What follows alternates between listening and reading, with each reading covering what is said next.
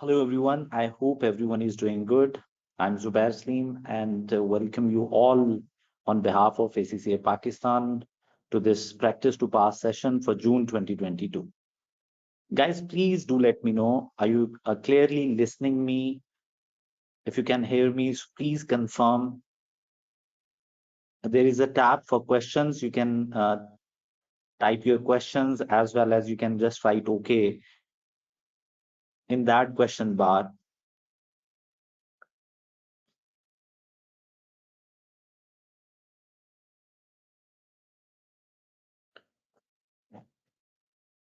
Okay, thank you so much, everyone.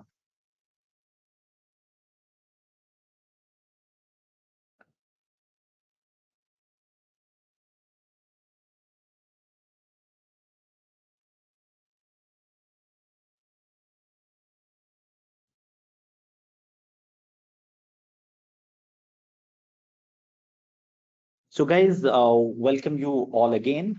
So, let's formally start this practice to pass session for June 2022 for SBR. Guys, here is my introduction. I'm your tutor trainer for this practice to pass session. I'm Zubair Slim, an ACCA member, recently completed my MS in accounting and finance. Currently, I'm a faculty member at SCAN School of Accountancy, which is a platinum approved learner partner for many years. So I have experience of teaching and training IFRSs, more than 15 years of experience. Then my expertise are in financial reporting and SBR, obviously, and on the other hand, I'm an IFRS trainer as well. Guys, I have a student base of more than 10,000 now, obviously both international and national. In these 15 years of teaching, I have taught financial reporting and strategic business reporting in ACCA as well as in ICAW, in CA. More than 10 students of mine have got distinctions in FR and SPR and 13 in the basic accounting papers as well. My contact details are there. You can reach me through WhatsApp or you can email me at my email address as well. There is a WhatsApp group, guys. Uh, it will be shared soon along with the notes with you guys. So let's start, guys. What is the agenda for these 4 days? So what we are going to do in these 4 areas, guys, we will have an introduction to syllabus and we will understand the exam structure.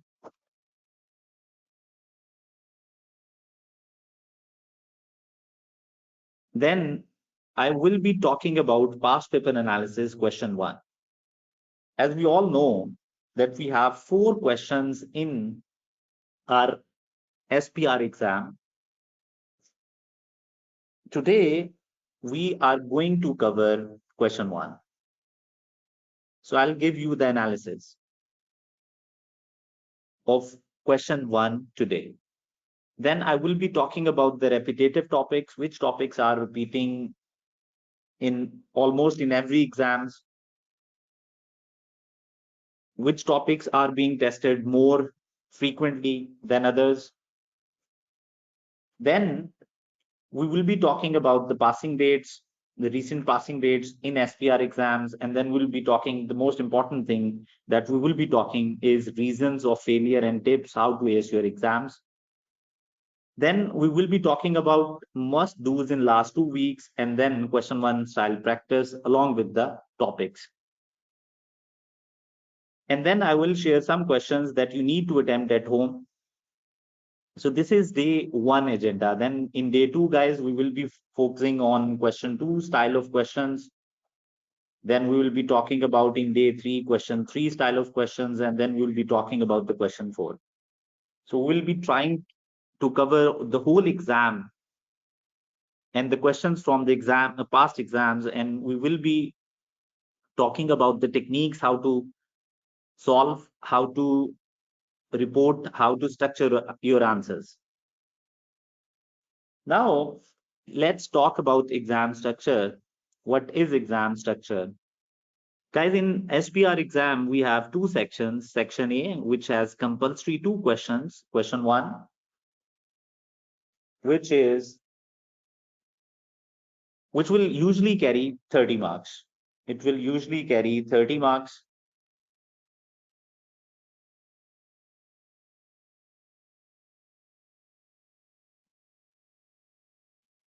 And the most frequent topic and a compulsory topic in question 1 would be group accounts, consolidation. So in question 1, you would have a consolidation. It's a compulsory topic in question 1. It would always be asked in question 1. What are the relevant standards in group accounts? We know IFRS 3, IFRS 10 is there, IFRS 11 is there, then IFRS 5, asset held for sale, is also applicable to group accounts when we are disposing our subsidiaries. And then we have IAS 27 and 28. Then guys, the most important thing in question 1 would be that you need to discuss principles behind calculation. If you ask me how you can achieve maximum marks in question 1, then I would say this is the most important thing that you need to do in your exam. And that is discussion of principles behind any calculation. If you are calculating anything regarding group accounts, regarding consolidation, you need to talk about the principles behind that calculation. If you're not talking about principles, then it means you would not be able to pass in this question, in this particular question. So the most important thing in question 1 for me as well as for you is that you need to discuss principles behind any calculations. So we will be doing this in today's session. Then guys, the most important thing is that the examiner is not going to ask a full set of financial statements. Like the examiner is not going to ask a full income statement. Examiner is not going to ask you to prepare a full consolidated SOFP or even statement of cash flows. So the examiner is not going to ask a full-fledged statement of comprehensive income, statement of financial position, or statement of cash flows. So what the examiner is going to ask is that you need to prepare extracts. Do you need to prepare extracts? Like in cash flows, the examiner can ask you to prepare cash flows from operating activities. Then examiner can ask cash flows from investing activities or cash flows from financing activities. And the most importantly, the examiner can ask a single line item. Like they can ask you how to present cash flows related to subsidiary acquisition. They can ask you to prepare goodwill. They can ask you to prepare consolidated retained earnings. They can ask you to prepare NCI. So examiner can ask you to prepare extracts or some single line items, some assets, some liabilities, some equity line item. So they can ask you to prepare extracts, but obviously they are not going to ask you to prepare a full-fledged income statement or statement of financial position or statement of cash flows.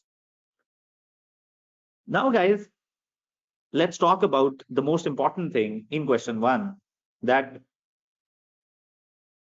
candidates usually focus on numerics, and this is the biggest mistakes for the students who are going to fail in the exam.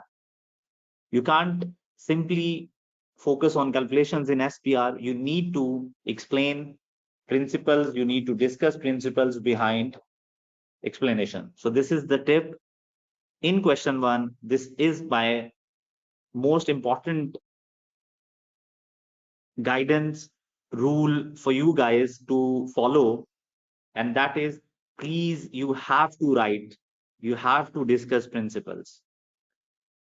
The topics that we need to cover here is basic consolidation, disposal of subsidiary, as well as associate disposal is also a part of syllabus.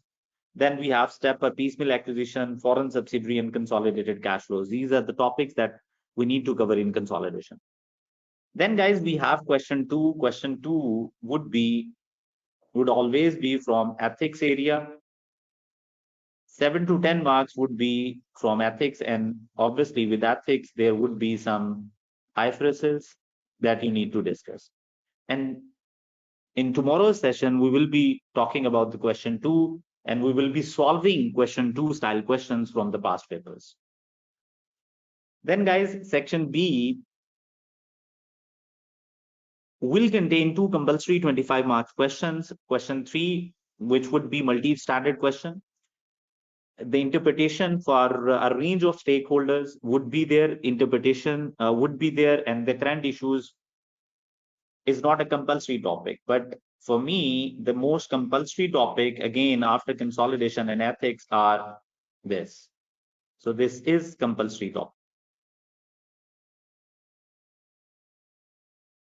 So interpretation for range of stakeholders is a compulsory topic. You are going to find this interpretation in question 3 or in question 4. So interpretation would be there either in question 3 or in question 4, guys. Current issues is not a compulsory topic, but it is frequently being asked in SBR exams, but it is not a compulsory topic. You may find a current issues in question 3 or in question 4. So it would be a multi-standard question. Multi-standard question means in one question there would be 3 to 4 to 5 standards that would be asked in these questions. So this is section B. In day 3 we will be solving, guys, question 3 style questions, and in day 4 we will be solving question 4 type of questions. So we are going to solve each and every question of SBR exams. In day 1 we are going to talk about question 1. So here is the analysis, guys. Analysis of all the papers that are available on ACCA website. Guys, what is being asked, you can have a look, and you can find topics that are repeating themselves. You can find many topics that are repeating again and again. So let's understand what are being asked in different exams. So the first thing, in September, guys, in September 2018, there was goodwill calculation. Then again, in September 19, there was a goodwill calculation. December 19, there was a goodwill calculation. Then in March, there was a goodwill calculation, business combination. Then in September, December, there was a cash flow statement along with consolidation goodwill. So cash flow was also being tested in December 2018. Then foreign subsidiary has been tested 2 times. You can have a look. And then, guys, disposal of subsidiary.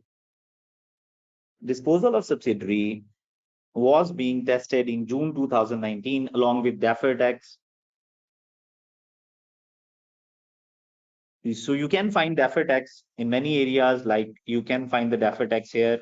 IFRS 6, IFRS 13 fair value measurement is the very common topic to be tested in these areas. Look here, you can find it in September 19 as well, in December 19 as well. So these are the areas that has been tested in all the 10 attempts that are available on ACCA websites.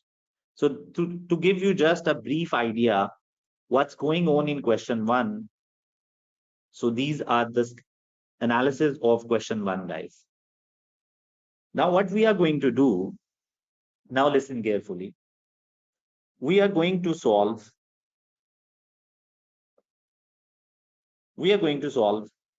the recent attempts 2 papers, March, June 2021, and then we will be discussing September, December 21, the recent attempt that is available on ACCA website.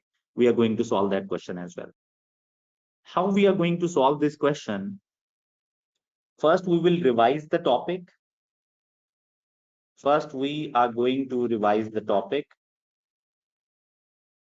And after revision of that topic, we are going to apply the knowledge of that topic on solving the questions. Then the first thing is topic revision. Then what we are going to do, we will apply this topic to the question, and then we will learn how to structure our answer. The structure of the answer is very important. We will be talking the things that you can't miss in the exam. How to write, how to plan your answer, what should be in your answer and what shouldn't be in your answer. So we'll be talking about these things in today's session regarding these 2 attempts. So one more thing that you need to follow, that is that you have to watch the videos for practice to pass September 2021 session. September 21 session, practice to pass session, was conducted by me, and I have already covered 2 to 3 questions of consolidation in that section. So if you will combine these 2 practice to pass sessions, you will have 4 to 5 questions of consolidation. In the same way, you will have question 2 style of questions, around 4 to 5 questions of question 2 style. Then you will have question 3 and question 4, obviously, and you'll have 3 to 4 questions of each style of questions in the exam. So now, guys, the repetitive topics are there. The consolidation were always there. Ethics were always there. Then IS 36 is the most common topic that is being tested in the exam. IFRS 15, 8 times it has been tested. Then IFRS 9, IS 19, 37 has been tested 7 times till now. Then obviously the cash flows, foreign subsidiaries, and IFRS 13, IFRS 11, 6 times. And the things that have been tested only once is IFRS 2, share-based payment, IFRS 8, operating segments, then investment property, then IS 2, SMEs, management commentary has been tested only 1 time. Then we have IS 20 and IFRS 7 that has not yet tested in the exam. So obviously you need to prepare these 2 standards because it is going to be tested in soon in your exam. These are the passing rates, guys. Recent attempt was March 2022 and the result was 46%. And usually you will see the results from 44 to 54%. So this is the range, usually around 50% on average, on around 50% of people usually pass this SBR exam. So now, guys, what are the reasons of failure? Let's discuss. Obviously, the first obvious reason would be the lack of knowledge. Lack of knowledge is the common reason of failure, and everyone know that if you don't know this IFRS, you don't have the basic knowledge, then you obviously you can't pass the exam. On the other hand, answer, if you have a knowledge, then the problems are that the answer is very general. You write very general answer. You don't try to relate your answer to the question. So students who are doing good in their studies, but they fail they are unable to pass the exams, the most obvious reason would be that their answer is too general. Means they are just writing standards. The standards they wrote, learned, they are writing summaries of those standards, and they are not relating those standards with the question. In these sessions, we are going to focus how to relate your knowledge to structure your answer, how you can relate your knowledge with the question. Then, guys, again, application of knowledge is the problem. We will learn that how you can, if you are unable to apply knowledge in your exam, how you can easily get 50% marks. On the other hand, candidates do not appreciate the logical development of accounting treatment. What is logical development of accounting treatment?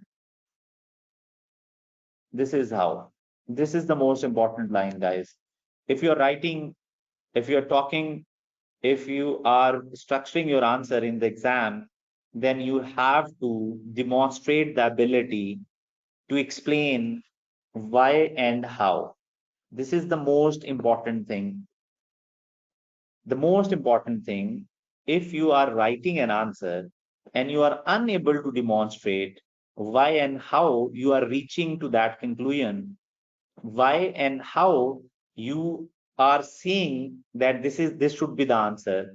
So if you are not giving why and how to the examiner, then obviously your paper is going to fail between 40s and 50s, guys, maybe 35 to 40s. So the most important thing in SBR exam is if you're writing something, you have to tell them why you are writing this and how you can reach to this conclusion. So why and how, and we will be applying this why and how to our every question, guys, while solving the questions. Then obviously the obvious reason is fail to complete 100% exam. But usually if you are doing good in the exam and you are attempting 80%, then you can easily pass the exams. But the most important thing in your exam should be why and how. Logical development of accounting treatment, and how to develop these this logical development in your answers, how to discuss why and how philosophy in SBR. We will be talking about it in each and every question, guys. So must do's in the last 2 weeks, you have to read technical articles that are available on ACCA websites. Then you have to attempt questions on ACCA practice platform. I would be solving the questions on ACCA practice platform as well. Then if you are reading some standards, that standard have some advantages or disadvantages. So you will find some advantages and disadvantages of each standard in your textbooks. You must have a knowledge of advantages and disadvantages, because this is the favorite area of examiner. And then, guys, one of the most important advantage is actually how IFRS or IS can help investors in their decision making. How a particular standard is going to help investors in their decision making. So these are the things usually in our textbooks, they write it investors perspective. In every chapter, they have a heading, investors perspective, in which they explain that how a standard can help an investor to make their decisions. So guys, let's talk about day one topics and let's jump into the questions and just try to solve and try to apply why and how philosophy in the exam. What is that philosophy? Let's understand. In today's session, what we are going to do, we are going to solve March and June 2021 exam, question 1. Then we are going to solve September, December 2021 past paper in this session.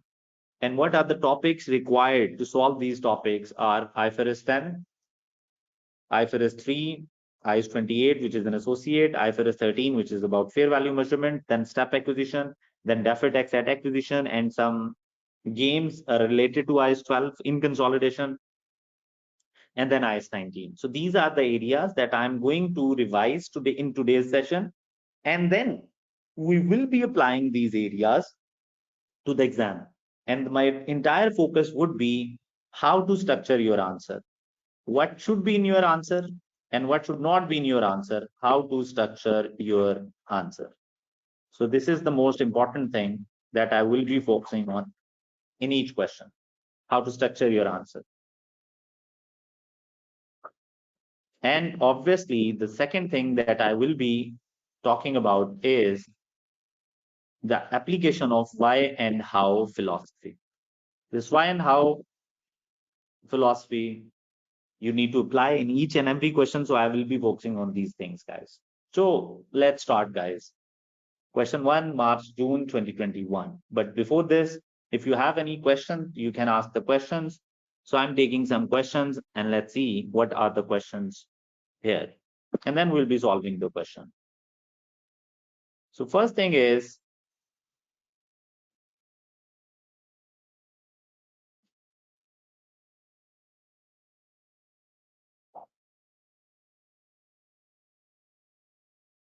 okay, someone asked, can you please send the WhatsApp group link again? Yes, it has already been shared.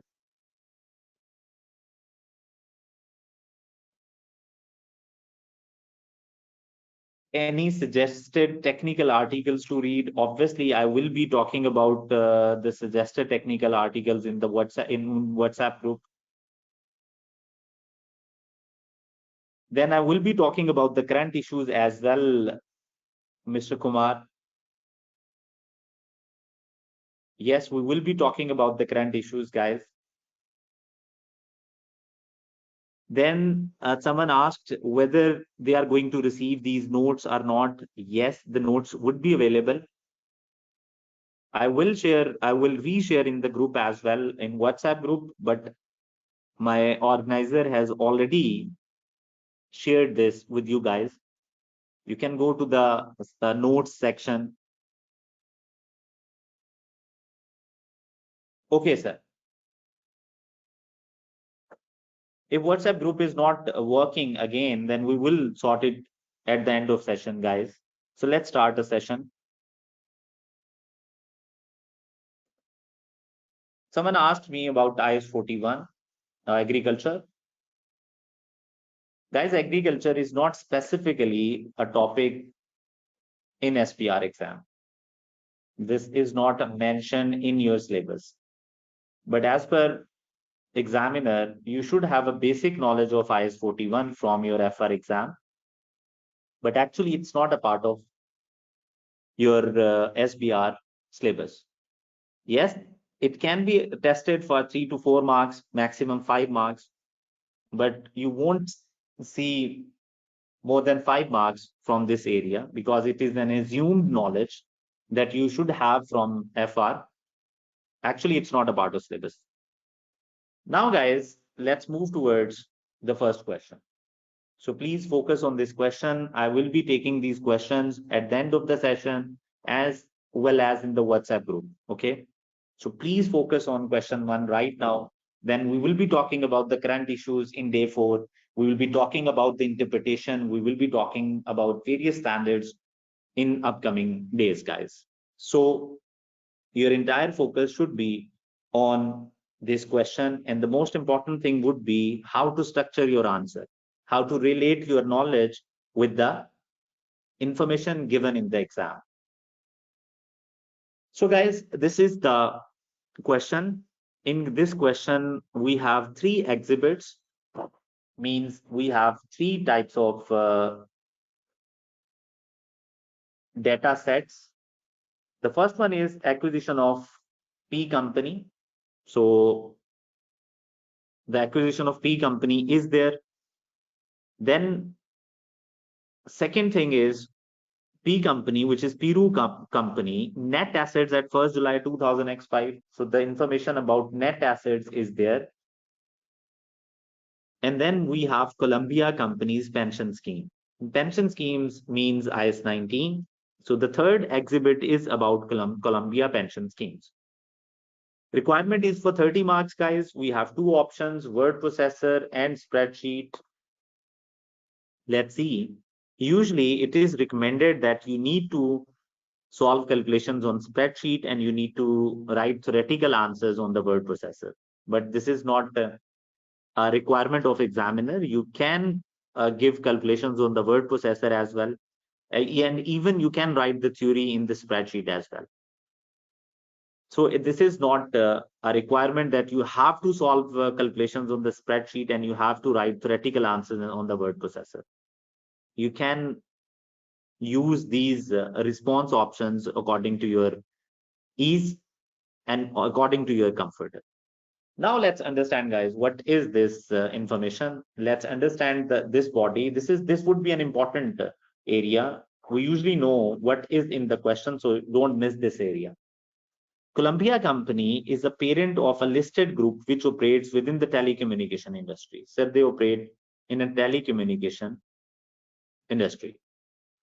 During the year ended 31st December 2005, this is your year end, Columbia Company acquired a new subsidiary and made adjustment to its pension scheme. So acquisition of subsidiary is there and pension schemes are there. The group current year end is 31st December X5. Again, the year end is 31st December X5. The following exhibits available on the left-hand side of screen provide information relevant to the question. Acquisition of Peru Company contains information related to the acquisition and consideration paid for Peru Company. So if you need consideration paid to acquire a subsidiary, you will find in this section, guys. Then Peru Company's net asset at 1st July X5 describes the valuation of assets of Peru Company at the date of acquisition. So we know when we calculate goodwill, we need consideration paid, we need NCI value, and we need net assets. So the net assets detail would be given in this exhibit 2, guys. Then what is next? Columbia Company's pension schemes explain the defined benefit and the defined contribution pension schemes available to the employees of Columbia Company. This would be an important area, a very important area that is actually from the IS 19 pensions. And the most important is asset ceiling test, which is basically an impairment test in IS 19. So these are the exhibits. He is explaining what are in the exhibits. Now, what are the requirements and what are the relevant exhibits related to those requirements are in front of you. So guys, let me read requirement for you guys, and then we will revise the topic, and then we will again come to solve the question, and we will try to learn how to structure our answers, how to get easily 50 or passing marks, even if you are struggling in the exam. So this would be an important thing, guys, and this would be the most important takeaway or the most important learning thing, that how to structure your answers. Look, what is requirement? See, guys, requirement is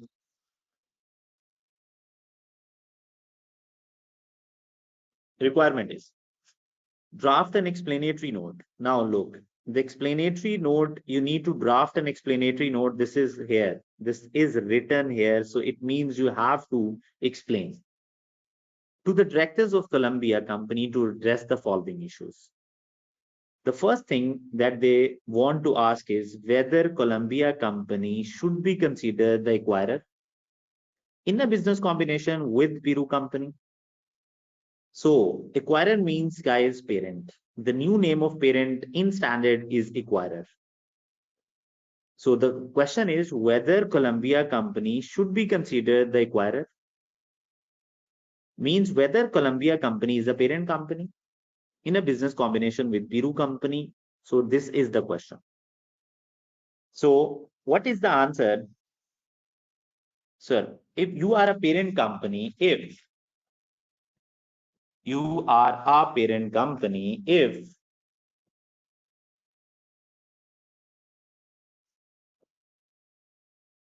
Sir, you are a parent company if you have acquired control of the subsidiary. If you have acquired the control of subsidiary, it means you are a parent company, you are the acquirer. So whether you have acquired control or not, we have a standard which is IFRS 10, which give us definition of control. What is the definition of control? And then second thing is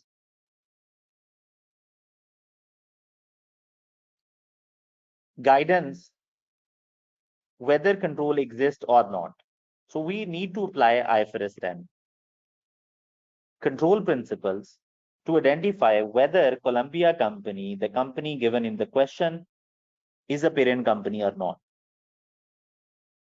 So we need to revise IFRS 10, guys. Then there are certain guidance available in IFRS 3 as well on the identification of acquirer. So some guidance is available in IFRS 3 as well about identification of acquirer. So we need to revise these standards. First, we will revise and then we will be solving.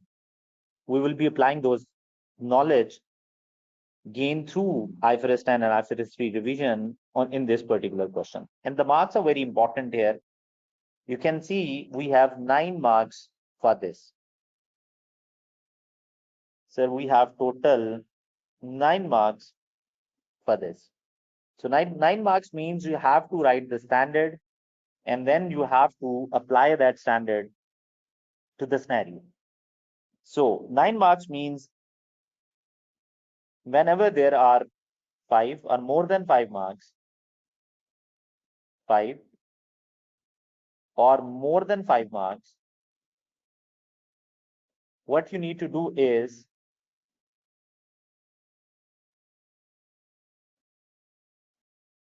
so you have to write a standard.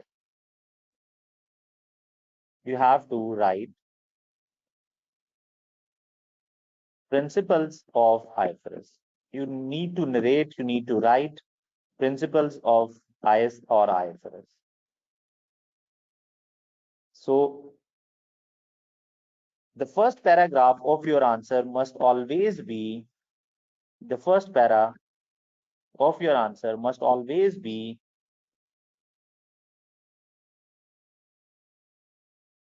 about the principles of IFRS or ISS that are applicable to that scenario, to that question. So the first paragraph would always be just a simple standard writing. Now, guys, what is next?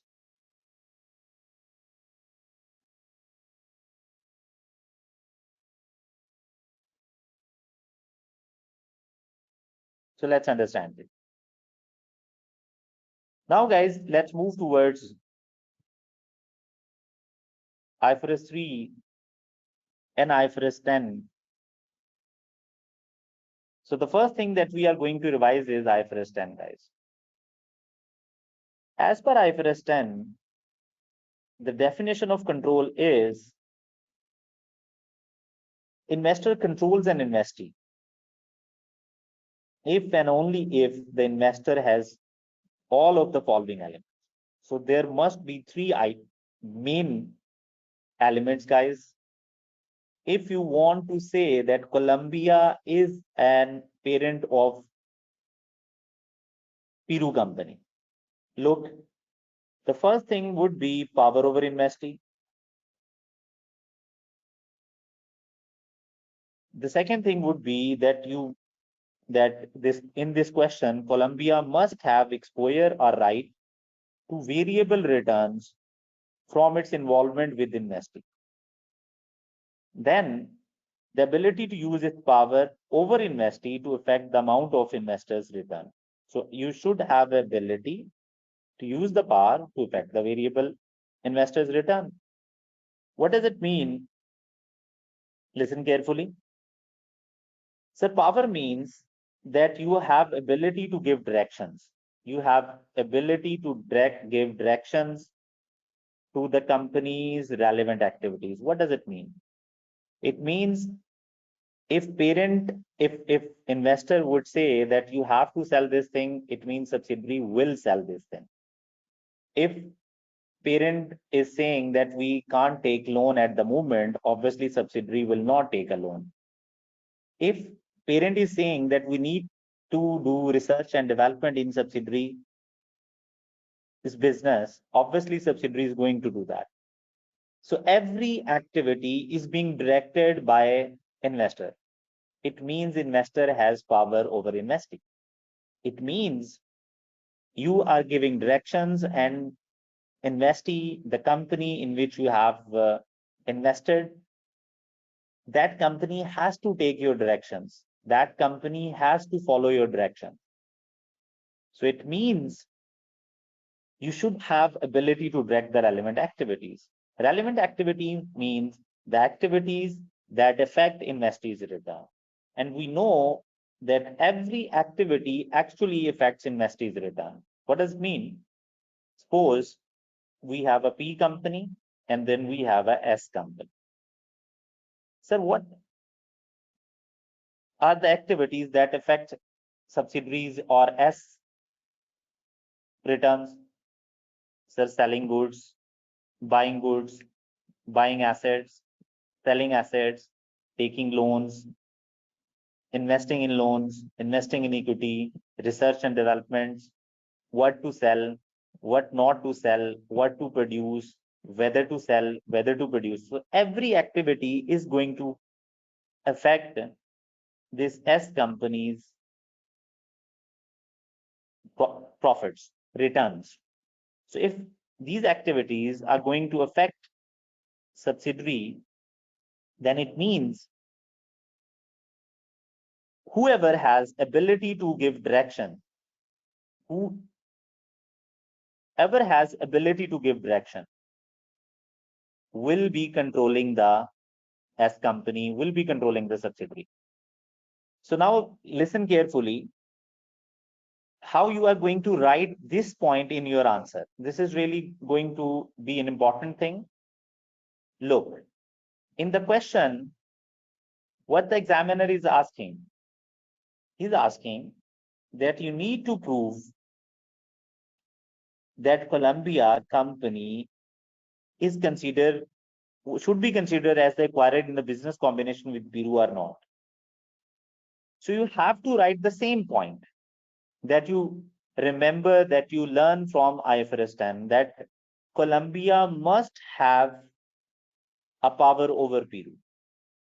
So what you are going to do is you are going to replace investors with Colombia and you are going to replace investee with Peru.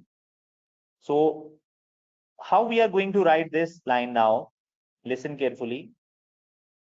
The first thing that we need to write is, in order to prove, in order to demonstrate that Columbia company is then it has a power over investee, we need to prove that Columbia, investor means Columbia, has existing rights that give it ability to direct the relevant activities of PD. So you have to use the names from the question, but actually you are narrating, you are simply narrating the standard. You are writing the standard, but you are actually applying the standard as well. So the first step is you need to use the names given in the question. So you can write in a simple way that if Colombia is the acquirer of Peru, then we need to prove that Colombia has power over Peru. Then Colombia has exposure, a right to variable returns from the involvement with the investee, means with the Peru, and then Colombia has a power to use these ability to use that power to affect his own returns. So this is how you are going to narrate the standard. So you are going to write, but actually you are going to use the names from the company. Now, guys, what are the next points? Now let me explain. So exposure variable returns from its involvement with the investee means if that company, the company given in the question is actually Peru, so if Peru is going to make profit, Colombia is going to get more profits, more share of profits. If Peru company, which is an investee here, is going to make a loss, then Colombia will get the share of its loss. So you need to prove that Colombia has exposure. Exposure means he has share of, he will get share of losses, and rights means he will get share of profit. So we usually use right for the good things and exposure for the bad things. Two variable returns of Peru. Then guys, the first and the last thing that I have to discuss here is something would be there. There must be some existing rights that give the ability to direct the relevant activities. In majority situations, these existing rights would be, there are certain rights that give company an ability, and majority situations, these existing rights are more than 50% shares.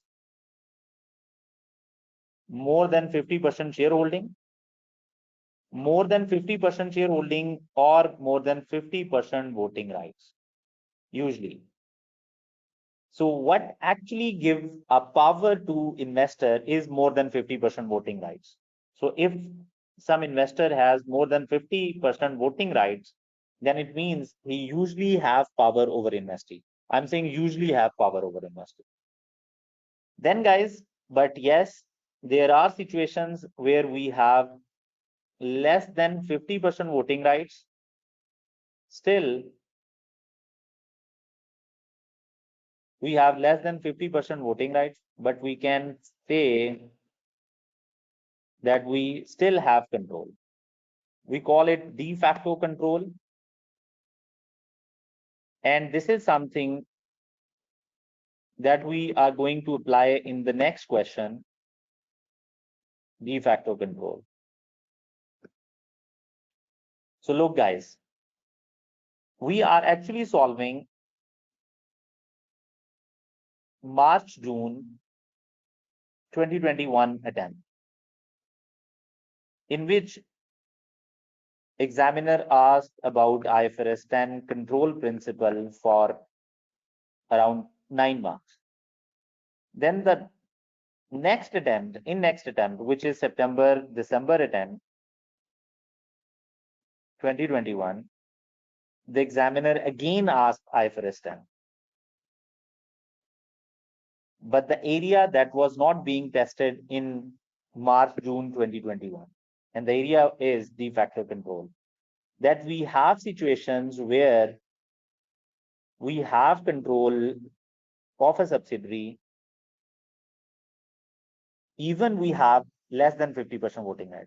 So it means, if this is the hint, if in recent attempts the examiner asked about IFRS 9 in detail, like 10 to 15 marks, 8 to 15 marks, the examiner is going to ask something from IFRS 9, but maybe for 5 marks. So the major areas that are being tested in one attempt are always being tested in the next attempt, but for few marks. Why? Because examiner wants to make sure that students are not doing selective study, that just leave this topic because it has already been tested in the recent attempt, so we don't need to do that. So examiner wants to ensure that students do not do selective studies, so they usually ask topics again in the next attempt. Now guys, what are the other points that give you a power? Usually power rights are very straight, like more than 50% voting rights. So it is very simple, straightforward principle that we have a control, usually. But sometimes understanding that we have control could be a complex area. What we need to understand is that we must have these 3 points if we want to prove that our company is a parent company.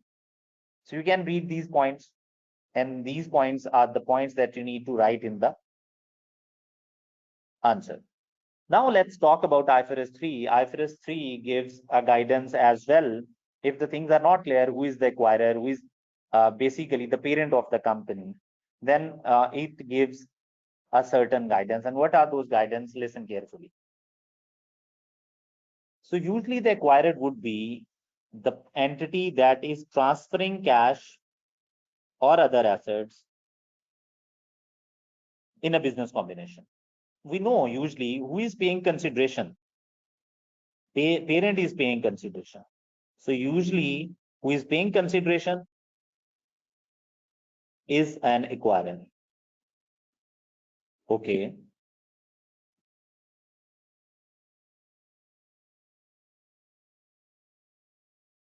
Second point, guys, that we need to understand is voting rights.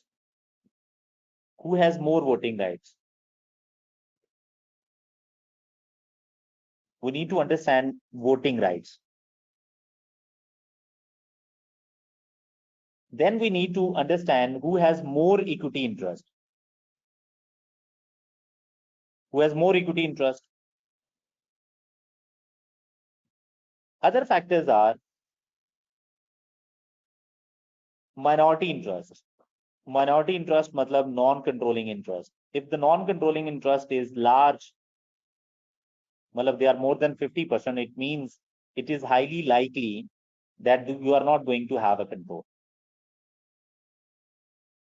This thing is very important. And what is this?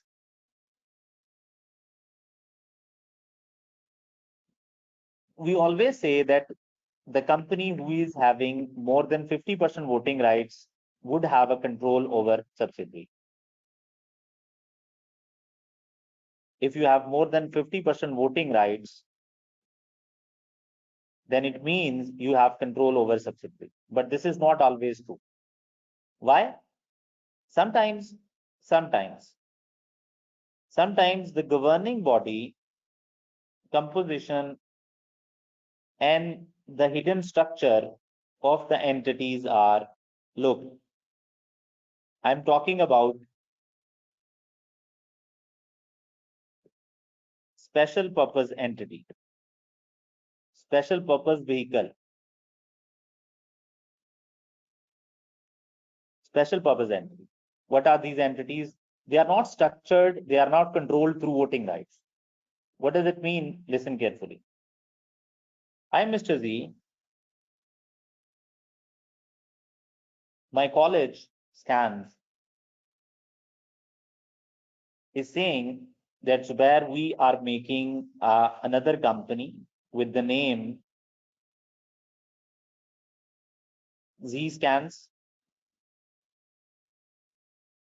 and you are going to have 100% of voting rights. What you have to do is you just need to pay only $1 to acquire this 100% voting. So listen carefully. I'm paying $100. So I'm paying just $1 to get 100% voting rights. Now, my college scans is going to give a loan, is going to lend a loan to Z scans, a company which is special purpose entity or special purpose vehicle or specialized entity. So they are going to give loan. So how much loan, guys? They are going to give $40 million to this Z scans company. Now, this Z scans company has $40 million, and that is not being provided by me. Basically, I'm the 100% owner. I'm the 100%. I have 100% voting rights of this company. So what we need to do is listen carefully. Now, Stans is saying to me that Mr. Z, you are not going to control this Z scans because we have lent a $40 million and you have just given a $1, so you're not going to control. So make a contract with us that we are going to give direction to this company and we are going to take decisions. Mr. Z is not going to take the decision. So we have a separate contract with Scans in which it has been clearly mentioned that Scans is going to take decisions of these scans. Now listen carefully. Although I have 100% voting rights, but I'm not the acquirer, I'm not the parent of this company, because this organization, these scans, this new company is structured in such a way that the control should be established by this contract. It should not be established through voting rights. So voting rights is will not always give you a control. Sometimes the structure of the company, structure of the entity will describe that how you should be assessing control. Now, guys, these are the basic principles. Usually, the parent is the company who has largest relative size. Usually. So, but you need to prove, guys, what you need to prove is that you have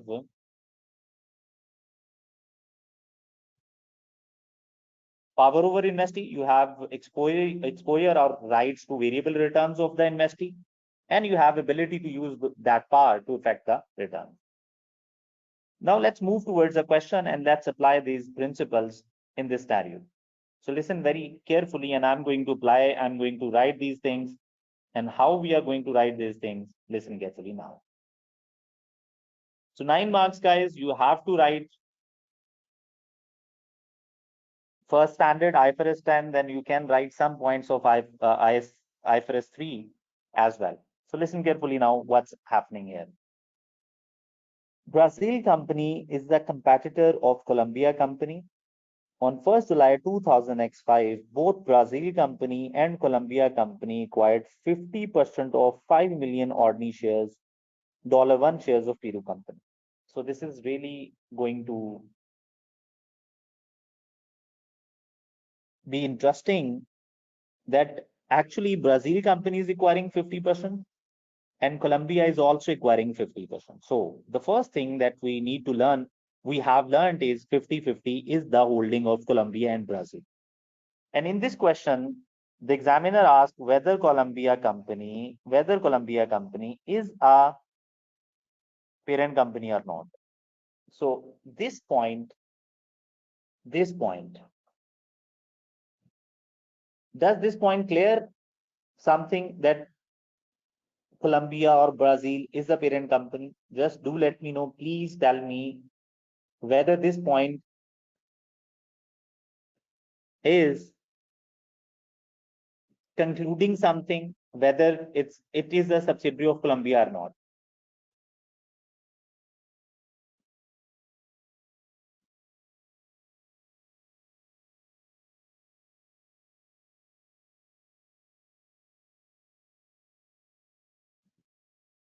Okay.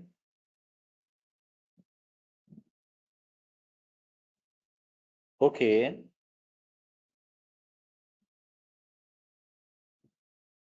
So very interesting, guys. Look, if two companies have, if one company has 50% and the other company has 50%, usually we learn that if you have more than 50% shares, then it means you have control. But here, no one has more than 50%. So this is something that you need to write. The first point that you need to write is that no one has more than 50%. So you need to prove no one has more than 50%. So it means it is not yet clear by this point who is the parent, who is the acquirer. So we need to pick this point and you need to tell the examiner that, look, this is something that I have gathered from the question, that I have picked from the question, but I'm unable to conclude from this who is the parent, whether Colombia is the parent or not. So you need to write this point. So you are picking data from question and you are giving them that, look, from this data, I have came to know that no one has control till now, 50-50. So 5 million ordinary shares are there, 2.5 million has been bought by Brazil company and 2.5 million has been bought by Colombia company.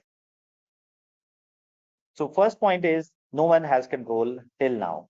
So we need to prove whether Colombia has control or not, guys, whether the company, Colombia company should be considered as acquirer, should be considered as parent or not. So we are actually answering this question. So the consideration paid by Colombia company consisted of cash of 8 per share and also a 1 for 20 share exchange when the market price of Colombia's company share was 10 each. Brazil company also paid 8 per share for their interest but did not issue any shares to the original shareholders of Peru. The ordinary shares of Peru company have 1 voting right each. Look, guys, so they have equal voting rights, equal shares, equal voting rights. But the most important thing is who is paying more consideration? Equal voting rights, guys. So equal voting rights doesn't suggest any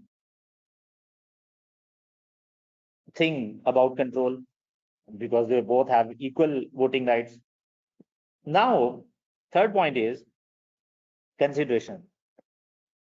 Guys, usually the company who is acquiring control is paying more. Why they are paying more? Because they have to pay for control premium. Consideration paid by parent is usually more. This is something that is written in IFRS 10 in the slide that I have already shared with you guys. So consideration paid by parent would be more, would always be, should be more, would be more, because parent have to pay to acquire control. So we call it control premium.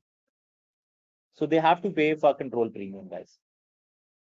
So look very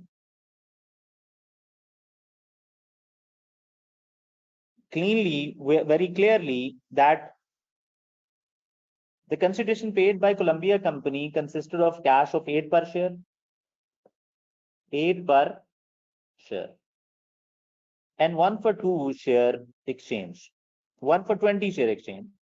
And the market price of Colombia was 10 each. So we need to calculate consideration. So consideration by Colombia would be by Colombia is they are acquiring 2.5 million shares. 5 million shares are the total shares and 50% is being acquired by Colombia. Multiply by, they are paying 8 per share in cash. So it means they have paid 8 per share cash. So it means they have paid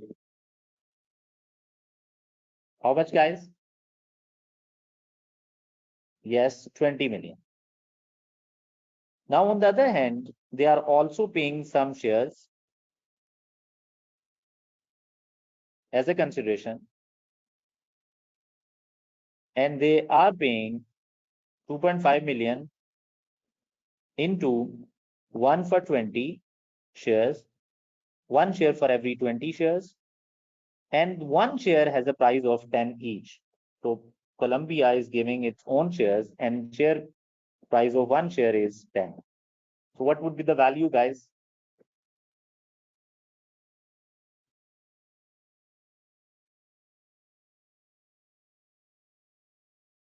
So it is going to be 1.25. Thank you so much. So the total amount would be 21.25. So this is the consideration paid by Colombia. But on the other hand, what is the consideration paid by Brazil? So the consideration paid by Brazil is only 8 per share. So Brazil is not paying anything extra. So it means Brazil is also acquiring 2.5 million shares, but Brazil is paying 8 per share. So it means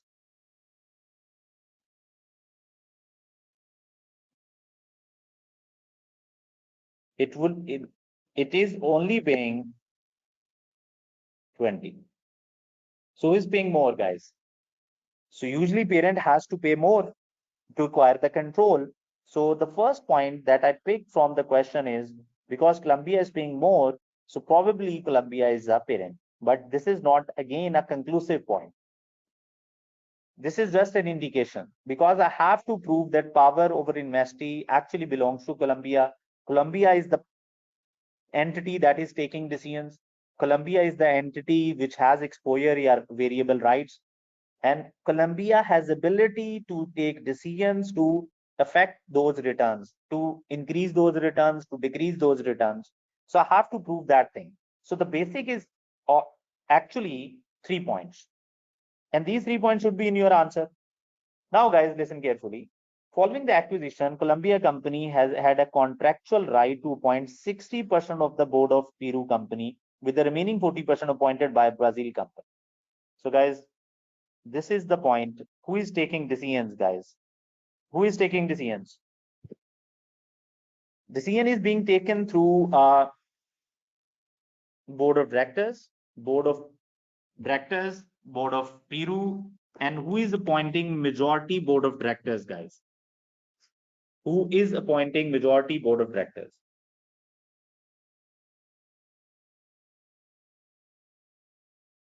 Actually, guys, I'm actually watching your all answers and questions. So I will respond to these questions at the end of the session. So please keep asking the questions. Okay.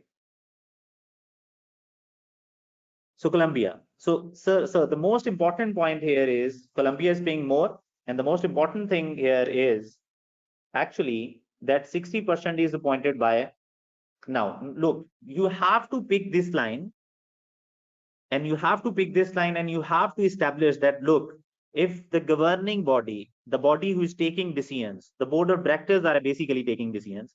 If the majority board of directors are appointed by Colombia, and there is a contractual right written in the contract that Colombia would have 60% board of the directors, then it means that Colombia has acquired control of this Peru company.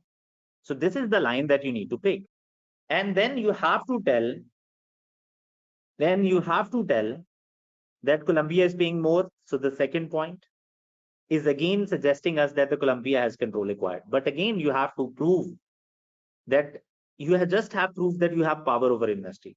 You have exposure or right to variable returns. Obviously, if you have 50% holding in that company, then it means the 50% profit loss belongs to you. Now you have to prove that through this ability, Colombia can change the returns. So listen carefully, who is actually taking the decisions and affecting the returns. So this is going to be interesting again. So listen carefully, guys.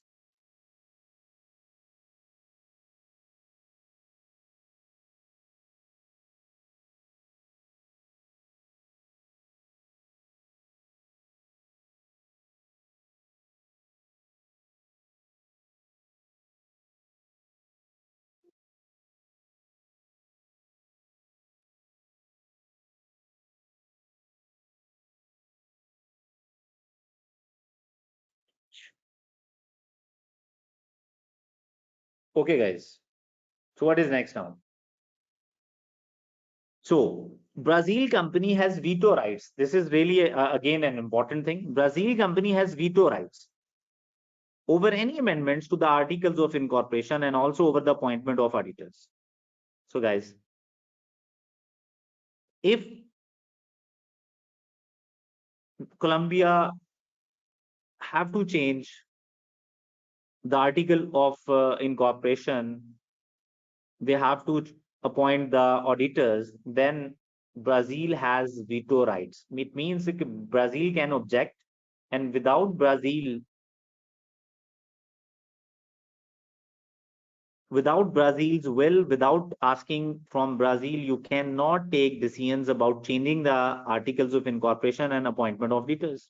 Now, just tell me, are these relevant activities? Are these activities are going to affect the decisions, profits of this company? Please tell me. They are going to significantly change the profits. Maybe they have a insignificant effect, but actually this decision is not related to operations. What to sell, how to sell, where to sell, whether to invest, not to invest. So majority operational decisions, majority financial decisions, majority investing decisions are still taken by Brazil company. So you have to use these points. You have to write that although Brazil company has veto rights, but these rights are not actually affecting the returns of the company. Look, by taking these veto rights, by exercising these veto rights, Brazil cannot change the returns of, cannot change the profits or loss of this company. So you have to pick this point and you have to write in your exam that, look, I'm reading each and every line and I'm just trying to focus that, look, Colombia is the parent and Brazil is not a parent. You have to prove this. So we have established that Brazil has some rights, has some veto rights, but those veto rights are not related to profitability of the company. We call these rights as the protective rights. There are two types of rights, protective rights and substantive rights. So these are protective rights that Brazil has protection, that you cannot change the articles of the company, you cannot appoint auditors of your own choice. So he has protective rights. He can protect his rights by choosing a good auditor, whether Colombia is presenting financial statements faithfully or not. So the Brazil can assess, but actually this is not going to affect the returns. Next, guys. Brazil company and Colombia company each appointed one member to Peru company's senior management team. So look, each appointed one member to Peru company senior management. So 1-1 tie. Senior management is again hired by Brazil and Colombia. See, it is the senior manager appointed by Colombia company who makes the key decision regarding the development of Peru company's new technologies, its principal revenue stream, the market that it will operate in, and how it is financed. So guys, who is taking the decisions, who is giving directions to the relevant activities, who is taking operational decisions, who is taking investing decisions. So look, this is the line which is saying that Colombia is a subsidiary. Colombia is the parent of this company. So you have to pick these lines and you have to write this, that these are the lines that on the basis of these lines, I'm going to conclude that Colombia is the parent company. The senior manager appointed by Colombia also provides a supervisory role and has the right to request that significant activities get board approval, such as imposing restrictions on Peru companies from undertaking activities that would significantly increase credit risk. So again, they are protective rights, that they have some protective rights through which they can protect their interest in the company, but they cannot take the decisions, they cannot change the returns of the company. So we have concluded that Colombia is a parent company. Now look, guys, so we need to understand the philosophy, why and how. So you are going to say that Colombia is the parent company, Colombia is the acquirer. You are going to say this. So if Colombia is a parent, how and why? How and why you are saying this? Pick the lines, pick the data from the question and prove him that Colombia is the parent company. You need to write maximum points that why you are saying Colombia is the parent company. And obviously you have to tell them that why the Brazil is not a parent company. So you have to write why and how you are concluding that Colombia is a parent company. So this is something that should be in your exam, stuck in your exam answers. This is something that must be there. That's why you are saying that this should be the accounting treatment. This should be the thing that I'm actually concluding.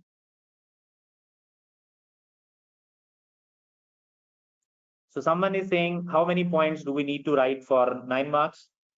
So obviously you need to pick the 9 points. Now, just sir, how to prove and differentiate indicators from conclusive statements? Let me give you an illustration. Someone is asking, can we copy paste? Yes, we can, and I'm going to illustrate how we can copy paste, and I'm going to make an answer, guys. So because this is the first question that I'm solving, so I'll give you all the techniques to solve the question. Okay. So now what is next? Now what is next? So we have proved that Columbia is a parent company, but actually, listen carefully. When we learned that parent has a 50, both Brazil and Colombia has 50-50, usually people think that usually 50-50 give you a joint control. Usually 50-50 will give you joint control. So the first thing that actually someone asked in the questions that we can have a common control. So we can prove that they have a common control because they have 50-50 shareholding. They have 50-50 voting rights. So this is something that obviously if two parties have 50-50, this is something that actually strike to your mind immediately that 50-50 means common control. So this is something that you need to write it again. You have to write that although they have 50-50, but they don't have joint control. Joint control means they will make unanimous decisions. Unanimous decisions means that they will take key decisions, significant decisions of that company together. Someone individually, someone Peru or someone Brazil or Colombia cannot take decisions by their own. So they have to sit together. They will take decisions together. So this is something important, guys. So this is something that is not mentioned in the question. So they are not taking unanimous decisions. For joint control, you must have an agreement between two parties that they are going to control jointly. So we don't have that point as well. So we will write these points as well. So how and why in this question, can you briefly explain? Yes, I'm going to briefly explain, but I'm going to take you towards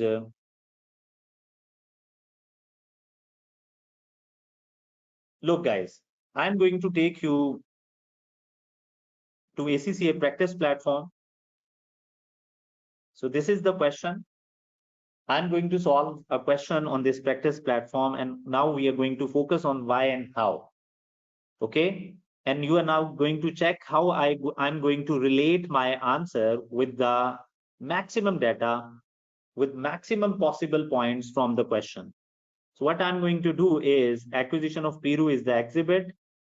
So I can adjust this on my screen. So I'm going to adjust this here. Now I'm going to answer this on the word processor because it was a theoretical answer. So I need to adjust it because I can't use them both together. So I have to adjust. You can adjust from the right bottom, guys. Look, you can adjust from here. So look, I have adjusted this. Let me adjust the question as well.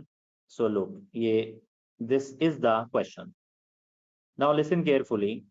While I'm writing the answer, please listen carefully how I am writing my answer. Please listen carefully. Now you need to read the requirement. So what I'm going actually answering, so I'm going to copy and paste, guys. Control C. You can copy the data by Control C, and you can write here by Control V. So look. So I'm going to make it bold just to make clear to the examiner that I'm going to answer this part of the question. So here is the bold. So I've just make it a little bold. Now, guys, this is the requirement. Now I need to give a definition of control. So this is something that you need to do. Listen carefully. So I'm just behaving like a student. Okay. So listen carefully now. I'm sitting in the exam. I'm a student, but an intelligent student who can pick maximum marks. So listen carefully how I will be answering this question. So the requirement is whether Colombia company should be considered the acquirer in a business combination with Peru company, means whether parent Colombia is a parent or not. So I just understood this point. Now I know if I have to prove that Colombia has control, so I have to write control definition. So first thing, I'm going to plan my answer. The first thing that I will be writing in my answer is the control definition, IFRS standard. So it is not necessary to write the name of the number of the standard. So if you will not write IFRS 10, so it is completely okay. So first thing I have to write is control definition. So now, because 9 marks are there, so I'll write control points, some extra points about control, like usually company who has a bigger size, who has a larger number of assets, who has larger revenue is usually a parent. Who is paying consideration is a parent. Who is taking decisions actually is a parent. Who has ability to appoint majority board of directors. So I'm going to write some extra points as well. So now I need to pick some points.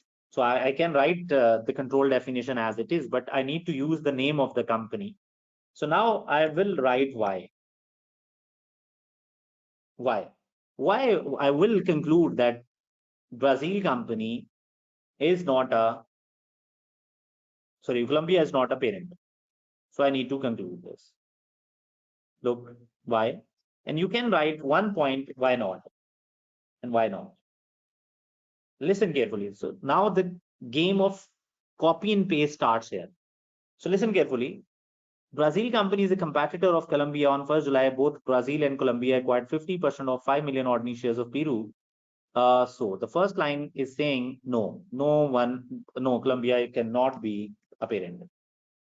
So I'm going to copy and paste, Control V. So I'm going to write here.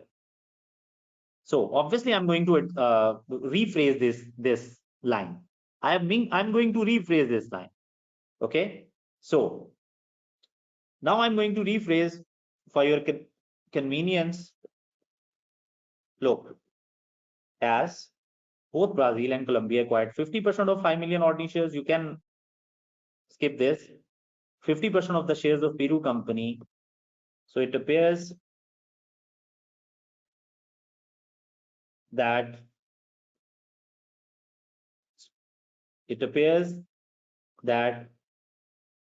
Colombia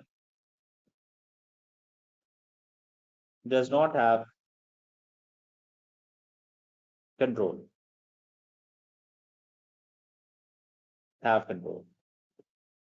Okay. Now, the consideration paid by the Colombia company consisted of 8 per share, and then exchange of shares, and then on the other hand, Brazil is only paying cash, and they are paying cash 8 per share. But who is paying more? So look, now I'm going to pick this line, and I'm going to write that yes, this company is a parent. So I'm going to look. Consideration paid by Colombia consisted of cash and a share exchange. So you can just skip these lines. Shares by 10 each. Brazil also paid 8 per share, but did not issue any shares to the original shareholders of Peru company.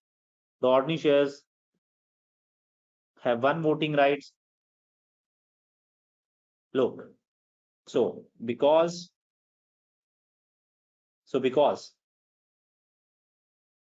Colombia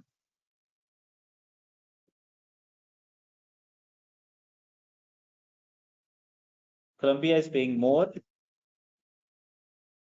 it appears is paying more to acquire control, because parent has to pay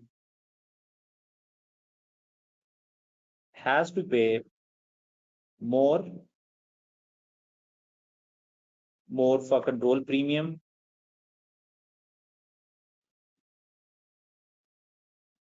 So it appears that Colombia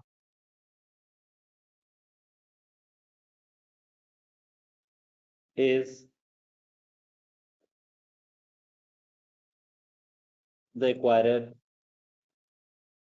of PD. So you are using the name of the companies as well. Look, guys, this is something that this is how you are going to write. Okay, now you can skip something like consideration paid by Columbia consisted of cash. You can skip this value to just ensure that I'm not copying and pasting the entire data from the question.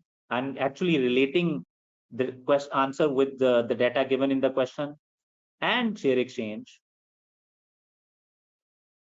And also share exchange when the market price of Columbia, you don't need the market price of Columbia. Look, Brazil company paying 8 per share cash for their interest did not issue shares to the original. So because Columbia is paying more, so look, this is how I'm going to pick the data from the question. I'll copy, I'll paste, and I'll rephrase the data to make it valid. So guys, first thing that you need to do is you need to write some points that are what I'm going to write in the standard. In our answer, then you have to write here what is the definition of control. Then obviously we have already established how we came to conclusion that Columbia is the parent company. So you need to write all this data in your answer, and you need to rephrase that. So are we clear to this part A, that how to structure your answer or not? So please guys, write. I'm actually watching your answers, watching your questions. Since in question it mentioned business combination should we define it, and we can know we have defined control. Yes, you can do that, Fatma. Yes, you can do that. Okay. So someone is asking me that can we write, so do we have to write why and why not? No, no, no. You don't need to write. And then you are going to erase this. But actually, you have to mention these points. Okay. Okay.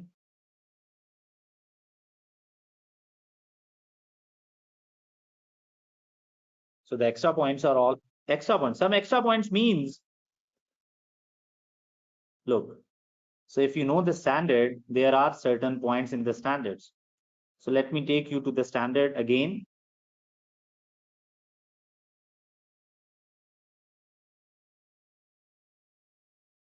Look, this is the standard. This is the basic definition of standard.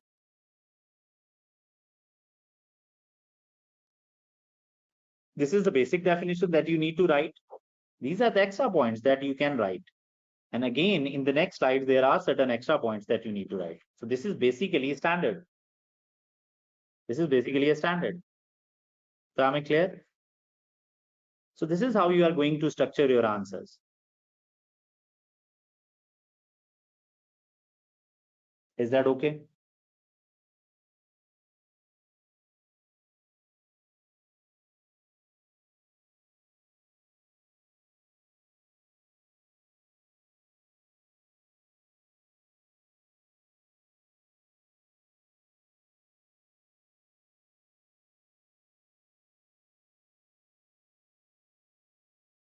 So someone asked me, do we have to state the IFRS name? No, not at all. It's totally up to you whether you want to state the name of the standard or not. So it's totally up to you guys. Okay. Exactly. We can say that we concluded on the basis of these points that this company is a subsidiary, or we can say that the Columbia is an acquirer of the. So this would be the conclusion. Okay.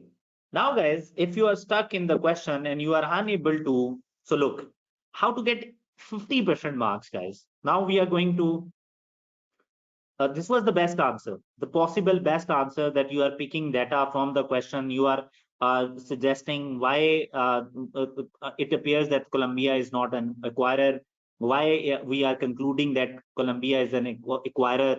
So you are actually discussing points, you are writing the standard, you are doing stuff, why and how, you are relating your question answer with the question. So you are doing a lot of things, guys. But on an average answer, a 50% marks can be obtained from this question, even you are unable to conclude. So you need to write the control definition, guys. You need to write control definition. You can easily write control definition and you can easily get 3 to 4 marks, guys, by writing control definition and some extra points in the control. So you should write this, but you should use the name of the company that Columbia, make sure that the Columbia has control. For control, it has to meet the definition of control, and the definition is power over investee. You can use the Piru instead of investee. So you can relate this in this way, and you can just write the standard and just try to make some points that whether Columbia is an associate or not, is a subsidiary or not. So just try to make some points, and you can easily get 50% marks. 50% means you need to get 5 marks out of 9. And believe me, if you just read these points, look, if you just do this, you can easily get 6 marks. Look, you don't know. Look, this point is not proving anything. Okay, so the points that are proving something, that Columbia is a parent company, Columbia has acquired. So this is the point. Everyone would have able to do this, to pick this point. It will give you 1 mark. So 3 to 4 marks for control definition, 1 mark for this. And there are certain other things as well. Look, this was the decision. It is the senior manager appointed by Columbia who is taking all the decisions. You can pick this line as well. You can get 1 more. So the 5 to 6 marks are easy marks that are available in each question, like 50% marks are available. So what is the tip here? That in the exam, you have to solve a question. You have to write. Don't think whether you are concluding a right, you are doing right or not, just write. And just try to write the relevant stuff. You just try to apply this and you'll get easily 50 marks, guys. Is that okay?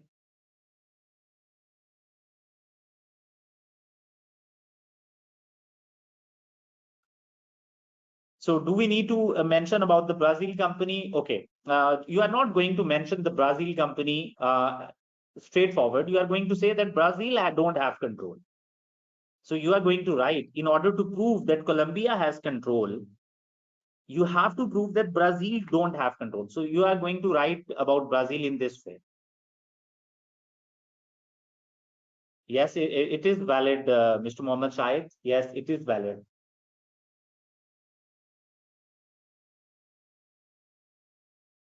Is it okay? So yes, we have to define control. It means you have to write the standard. Okay, guys. Now, guys, you can easily get 50% marks, guys. Now let's move towards another part of the question. Let's understand what is next, guys, now.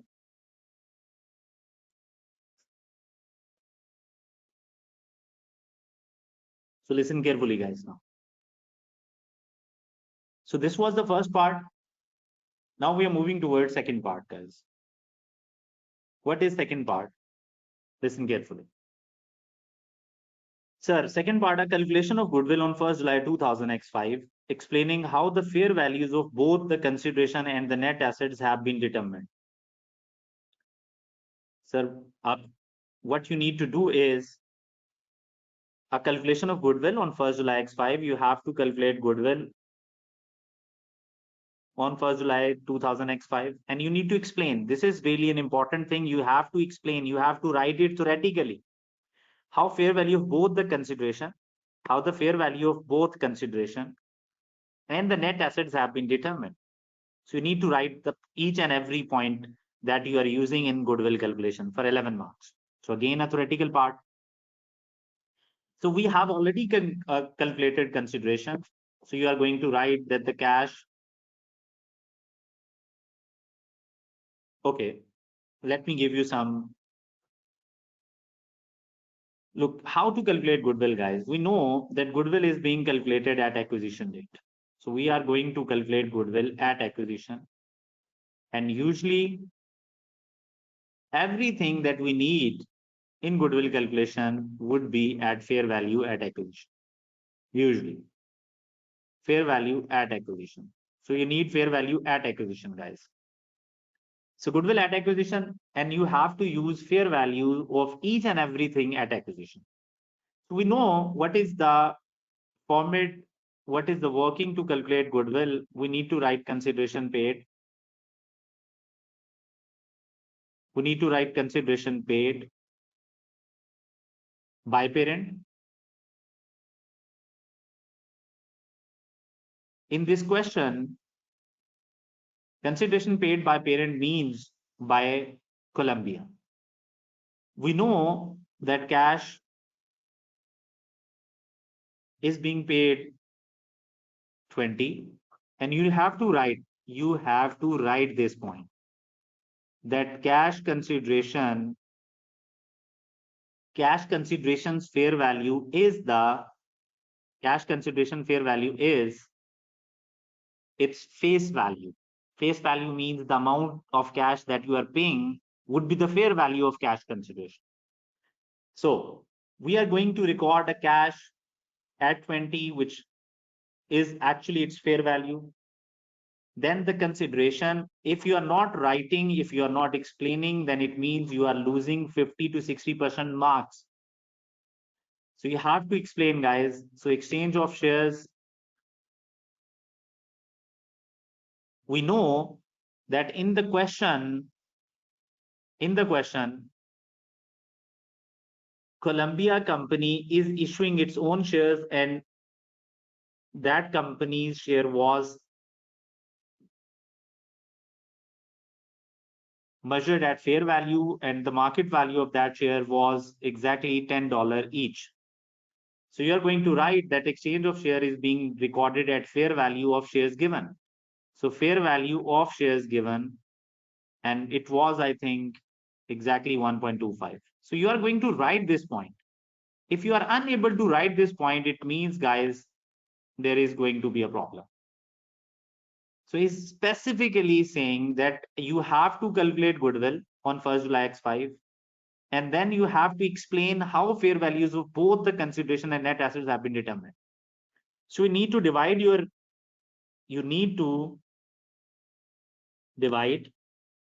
your requirements into subparts.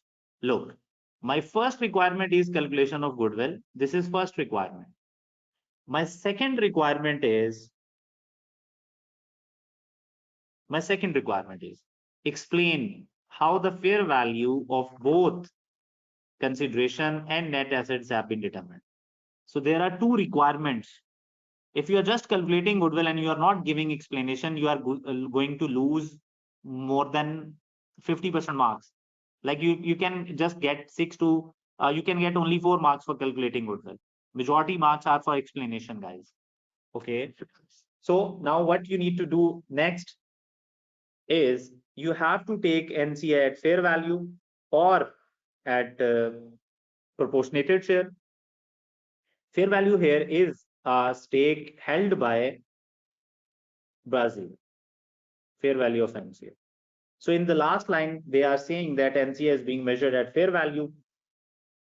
And we know that fair value of NCA means the consideration paid by NCA was 20. So we can take the 20 as it is. And now we need to take subsidiary net assets, fair value of subsidiary net assets. We need to take fair value of subsidiary net assets at acquisition.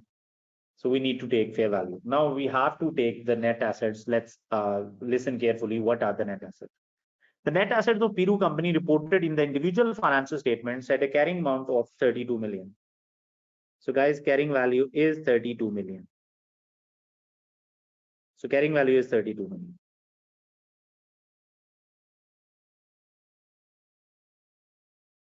On 1st July 2000 X5, the date of acquisition. However, on the acquisition of Peru company, the directors of Columbia company discovered the following. On 1st Jan 2005, Peru company acquired 6 million 6% coupon bonds for 6 million in an unquoted company at par. Now, guys, there is the loan, there is a coupon. So Peru company means subsidiary company acquired.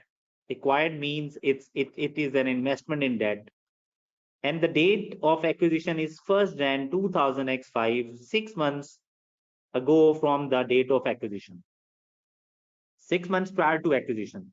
So Peru company acquired 6 million 6% coupon bond for 6 million in an unquoted company at par. So the company is unquoted and we have acquired 6 million bonds for $6 million. Bond interest is paid annually at 31st December. So we have to deal this bond at the date of acquisition. We need the value at the date of acquisition, 1st July. And the interest is being paid annually. It means the interest will be paid after the date of acquisition. So till the date of acquisition, no interest is being received. Due to the premium or redemption, the effective rate of interest was 8%. So effective interest rate is given. Peru company has a business model to collect the contractual cash flows from the bonds and therefore measures them at amortized cost. So it is being measured at amortized cost. So what is actually he's giving us? He's saying you have to calculate carrying value. What he's saying? That you have to calculate a carrying value first, but you cannot use carrying value in subsidiary net assets. Then we have to use fair value of this bond and we have to make fair value adjustment. Now the carrying value is given, but the carrying value is given of 1st Jan 2005. So you need to adjust it till 1st July. How we can adjust at amortized cost? So we can simply make a table of amortized cost, which is opening balance of bond, which is exactly 6 million. Then you are going to write an interest income only for 6 months. Interest income will be recognized at effective rate. So effective rate would be applied on opening balance. Effective rate was given 8%. So 8% for only 6 months because I'm going to calculate carrying value on 1st July 2005. So 6 months, this would be exactly what is the value, guys? Please do let me know. So I'm going to solve this on the worksheet as well. So this is going to be 0.24, guys. This is going to be 0.24. So this is going to be 0.24.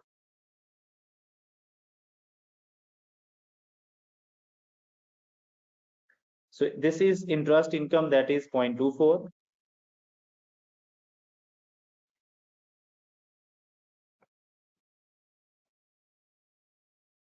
Now what is interest paid? No interest has yet been received. So the closing balance is 6.24. This is the carrying value, guys.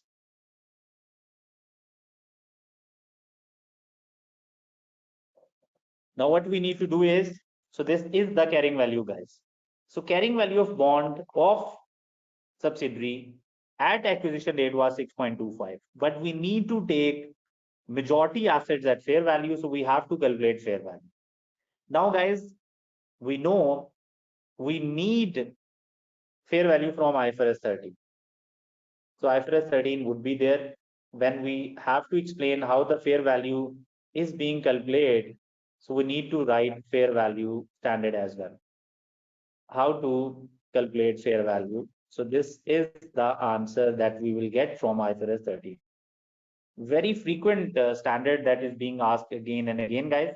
So how to calculate fair value? Obviously IFRS 13. Now, the contractual cash flows from the bond are therefore amortized. Columbia company holds similar unquoted assets, but has a business model whereby they may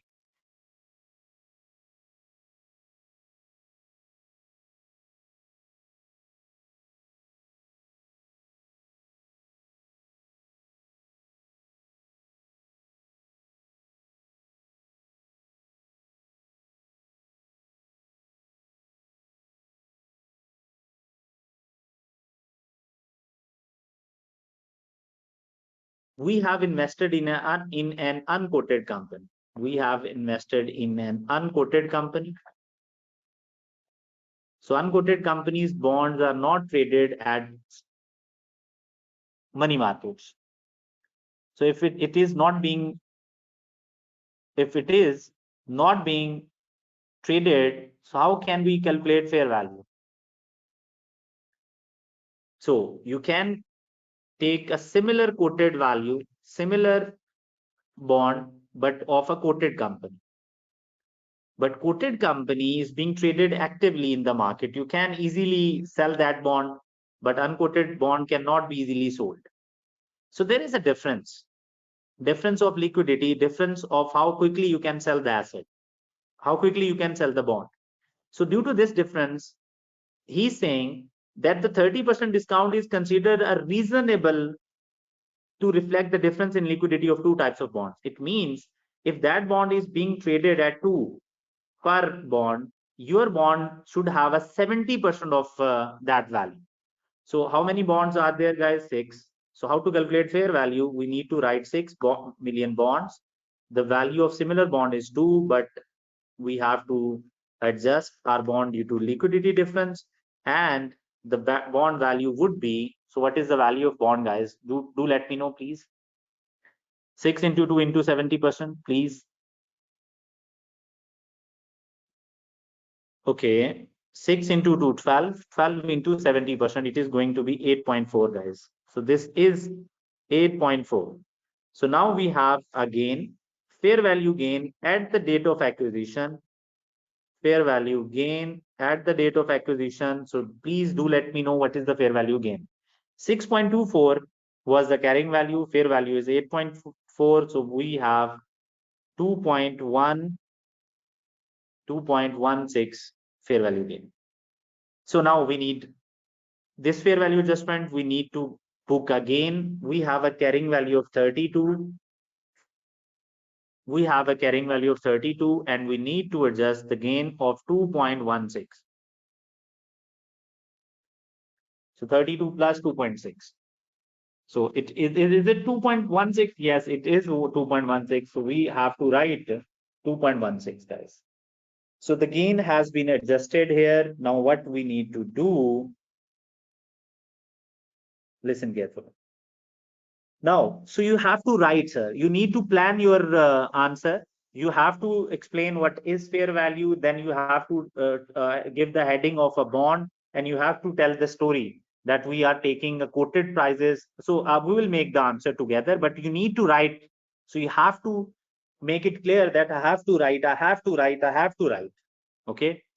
So on the basis of identifiable intangible assets of Peru at acquisition date, at acquisition was brand. So there was an identifiable asset that was a brand. The brand had a carrying amount of 4 million on 1st July X5. So brand has a carrying value of 4 million, guys. Columbia company has a similar branded product and is therefore planning to discontinue the trade of Peru company's branded product with immediate effect. Aslan, I will repeat it again when I'll make the answer on the spreadsheet as well as on the worksheet. So please stay with me. So guys, the carrying value of brand is 4. So Columbia company has similar branded product and is therefore planning to discontinue the trade of Peru company's branded product with immediate effect. So what Peru wants to do, what Columbia wants to do with the brand, they want to discontinue this brand. So if you are going to discontinue this brand, you will not get any benefit out of this brand. So the future cash flows from the Peru's company's product post acquisition are therefore considered to be nil. So there are no benefits. We are not expecting any benefits. So if the trade of the branded product were to be sold to the competitor in order to continue the trade, it is estimated that it could be sold for around 5. So what do you think, guys? The fair value is nil or fair value is 5? What do you think? Fair value is 5 or fair value is nil? So give me your opinion. Then I'll explain the standard, guys. So someone is saying 5, majority people are saying that it is 5. So someone is saying no, it is nil. Someone is majority saying it's 5. So give me So let me give you a reference. Yes, to the person who is saying that no, sir, it should be 0. Yes, very true, Mr. Noor. You are right. Everyone is right except few friends. And let's see what is the definition of IFRS 13. Listen carefully right now.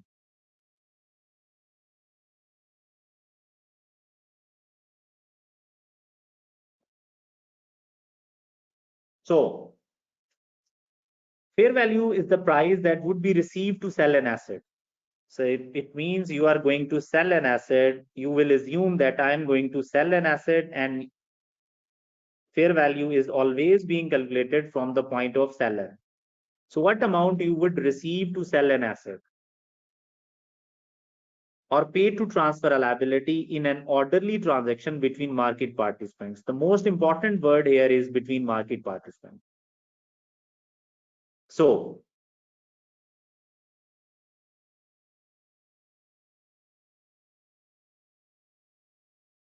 what we need to do is, if we have an asset, we have a car, if we have a car and we need to calculate its fair value. So we have a car, we need to calculate its fair value. So what is the fair value? I think I can get benefit. We can get benefit. We can get benefit. Our organization can get benefit from this car, 2 million. But on the other hand, in the market, this car is being traded between market participants, between the parties who are sitting in the market. If one market participant would have sold, would have selling, and the other one is buying, so the car value would be low. It would be 2.5. So the fair value is the amount that you can receive to sell an asset between market participants. It is not the value that you can get from the asset. So fair value will always be through market participants. So what we need to do, guys, this is value in use, this is NRV, this is entity specific value, that how much benefits entity can gain. This is entity specific. Fair value is not an entity specific, it is market specific. That two persons sitting in the market who trade regularly in these types of assets, if one is selling and the other one is buying, what would be the value? So please understand this concept. Look, we have an example here. So listen carefully. Look, a company, Baklava, has an investment property. By the way, Baklava is a famous sweet in Turkey. Baklava has an investment property that is measured at fair value. So they have investment property and it's being measured at fair value. This property is rented out on a short-term lease. The directors wish to fair value the property by estimating the present value of net cash flows that the property will generate for Baklava. So this is really important. They want to calculate fair value through the cash flows that the investment property can generate for Baklava. So can we calculate fair value through these cash flows or not? Please tell me. Can we calculate cash flows through Can we calculate fair value through the cash flows for the company or not? Please. No. No. Obviously. So what should be here, guys? What should be here? So you need to calculate fair value. Property will generate cash flows for the market participants. So it should always be market participant. I hope everyone is clear now. So I'm not giving details what is the orderly transaction. I have already mentioned here. So are we okay till now? Are we okay till now? So we will talk about input 3 as well. The next question is again on IFRS 13. Okay. So we look, I have already made a slide. What are the valuation techniques, highest and best use, and then we'll talk about the fair value hierarchy as well. We are going to talk about the level 3. Okay. So, but now, right now, we need to calculate a fair value of brand, and brand has a value nil for the company, but market participants can get 5 million benefit out of brand. So we need to use the 5 million. Okay. So we need to use 5 million, guys. So fair value of brand is 5. Carrying value is 1. So we have a gain of 1. So we need to adjust the gain of 1 here again. So one more gain in the goodwill calculation, guys. Now what we need to do? Listen carefully. Guys, Piru company has several technical support service contracts for which there are outstanding performance obligations. Piru company has several technical support service contracts for which there are outstanding performance obligations. Sir, outstanding performance obligation means a liability. So we have a liability, guys. We have a liability. Included in contract liability, deferred income at this date is the balance of 2.8 million in respect of these contracts. So in our books, we have a liability of 2.8. So this is the carrying value of liability, but actually we need fair value of this liability at acquisition date. In respect of these contracts, it is estimated that these contracts will cost 1.7 million for Piru company. So should we take what would be the cost for Piru company, or we should take a cost that the cost to a market participant, guys? What do you think? So in order to calculate fair value,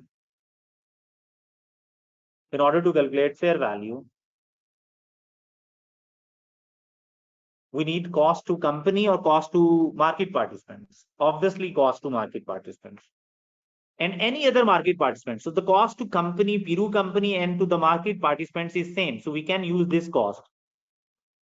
Listen carefully now. To complete, a markup of 30% is considered reasonable for this type of contract. So guys, do let me know, do we need to add profit element to get the fair value or not? Do we need to add fair value profit element to this to get the fair value or not? Okay, majority people are saying no. People are saying no. Okay, so there are certain people who are saying yes, we need to do that. Okay, let me take you to the definition again. Now listen carefully. Sir, listen carefully. Sir, you have performance obligation.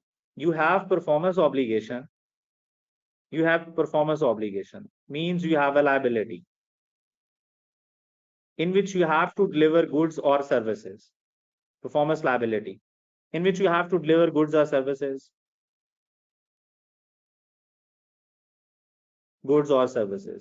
Listen carefully. To deliver goods or services. Look. So what is the definition? Listen carefully now. Fair value is the price that would be received to sell an asset. So we are not talking about assets. So I'm not talking about this part of the definition. Now, this is really interesting. Fair value is the price that is being paid to transfer a liability. So the amount that you need to pay to transfer a liability. What does it mean? It means you are asking a market participants that we have a liability in which we need to supply a goods which will cost 1.7 million. So please take this liability.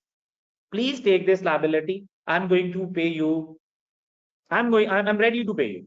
So you are transferring your liability to a market participant. What do you think? What market participant is going to ask? What market participant will ask? He will say, okay, just give me 1.7 million and I will settle your liability, or he will ask for profits. Market participants are not your related parties. They are not your father. They are not your mother. They are not your brother, sister. They will ask for profits. So listen carefully. Fair value is the price that is paid to transfer a liability in an orderly transaction between market participants. So if you want to transfer your liability to a market participants, he will say, okay, I have to deliver goods or services. The normal price of these goods is that I have to apply 30% markup margin. So the fair value that the amount the market participant is going to ask is will include profit. Is that okay, guys?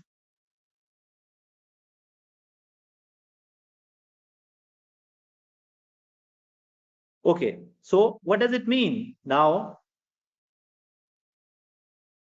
Okay, Mr. We have a person and he's saying not clear. Okay. Beside him, everyone is saying, okay, it's okay. Yes, it's clear. Okay. So Mr. Noor, please listen carefully. The first thing that you need to understand is, okay, let me explain. Okay. What is the liability here, Noor? What is the liability here? You have to deliver goods. Please listen carefully. You have to deliver goods. There is a performance obligation in IFRS 15 that you have to deliver goods or services. Please listen carefully. Is that okay? That you have to deliver goods.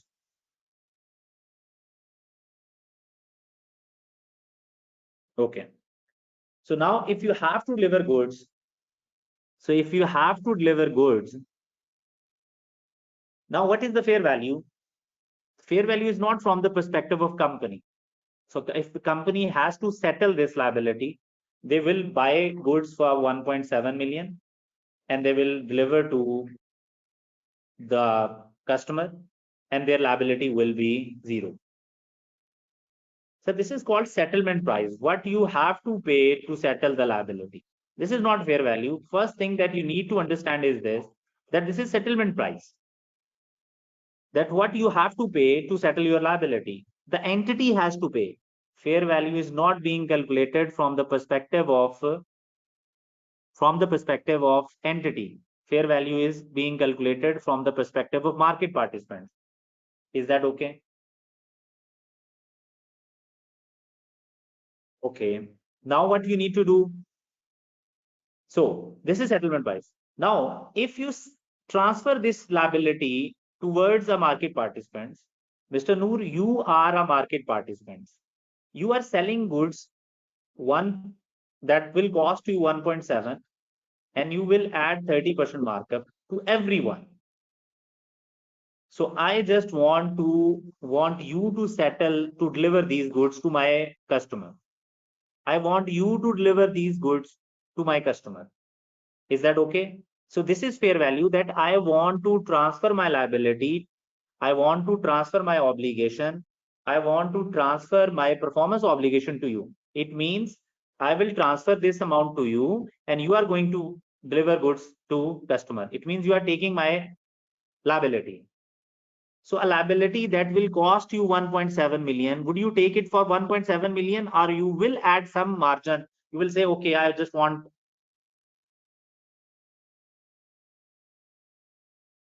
Is that okay?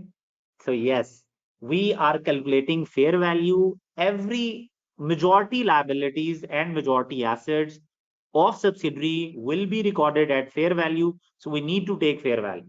And so we have to take fair value. So this is how we need to do this.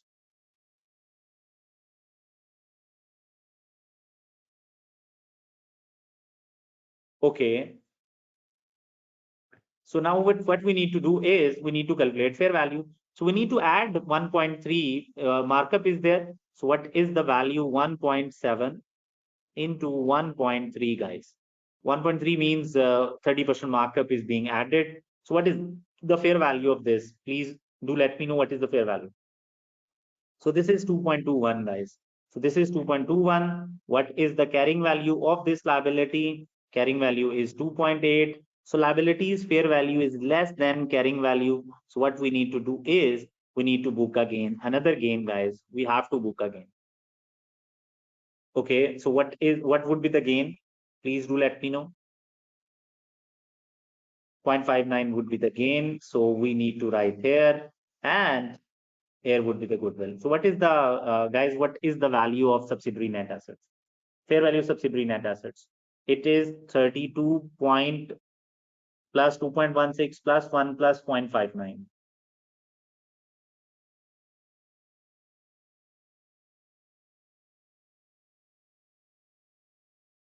Okay, guys.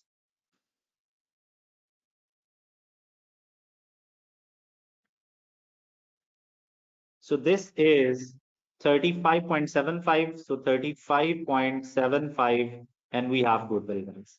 And you need to explain these things, guys. You need to write IFRS 13. You have to write, if you're not writing IFRS 13, you are not explaining how you are calculating fair value, then obviously you will lose easy marks.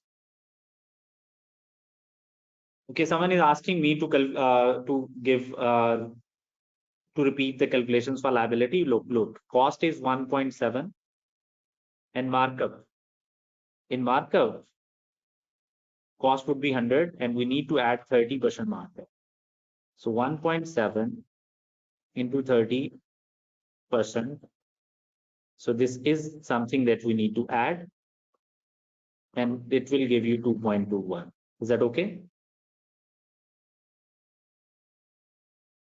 Someone is asking me to that how we have calculated value for brand. So he can watch the video again. Please have to move on. Is that okay?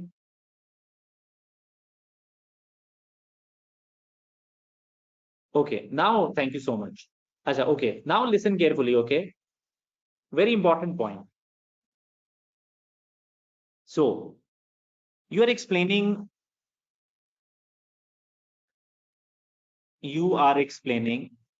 and picking wrong values. You will get extra points. You will get some marks. You will get some marks for the explanation because the things that you are explaining will earn some marks, guys.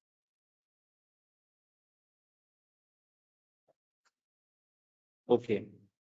Someone is saying, okay, why do we need to calculate this here? Why do we need to calculate IFRS 9? The boy, we need IFRS 9 amortization table to calculate the carrying value because the carrying value given was at 1st Jan 2005 and we have to use at 1st July 2005. The acquisition date is July 2005 and the value of bond given was given at 1st January 2005. So the value given was of 1st Jan 2005. We need to calculate it on July 2005. So in order to calculate carrying value, we need to make this table till 1st July 2000 x5 for the 6 months. I hope it is clear now. Now, guys, let's move towards next part, which is again a definition part.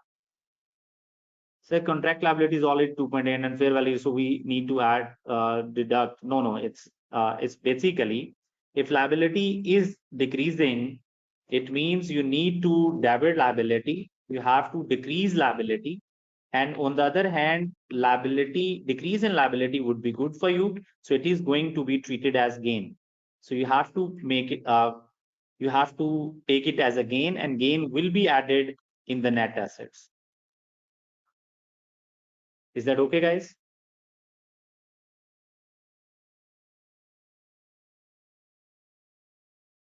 Okay, thank you so much. Okay. Now, guys, what we need to do is someone is asking for the break. Do we need a break, guys? Actually, we don't have time for the break. So do we need a break? Fatma, I'm taking your question. Please bear with me. I will answer your question, okay?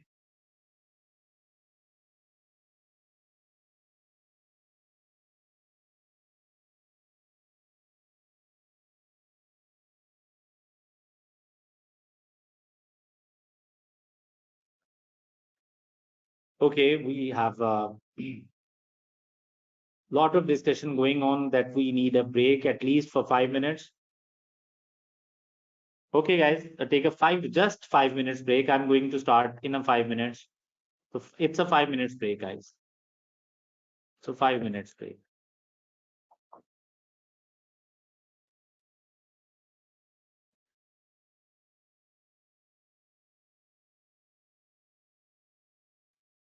It's a 5 minutes break, guys.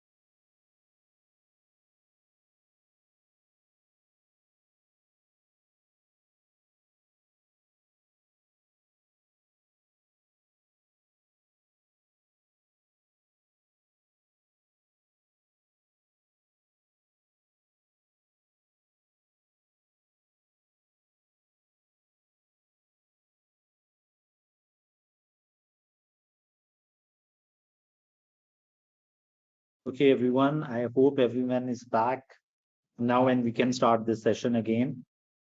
So please, guys, do let me know, are you back?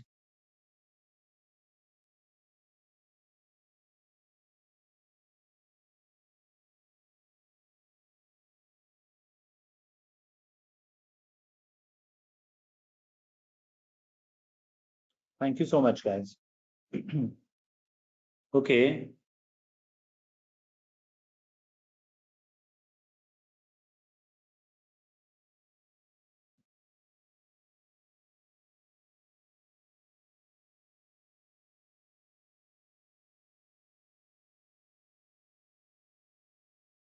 Okay, Mr. Afridi, but we can talk about it later on. So please stay with me. Okay, guys, now what's next?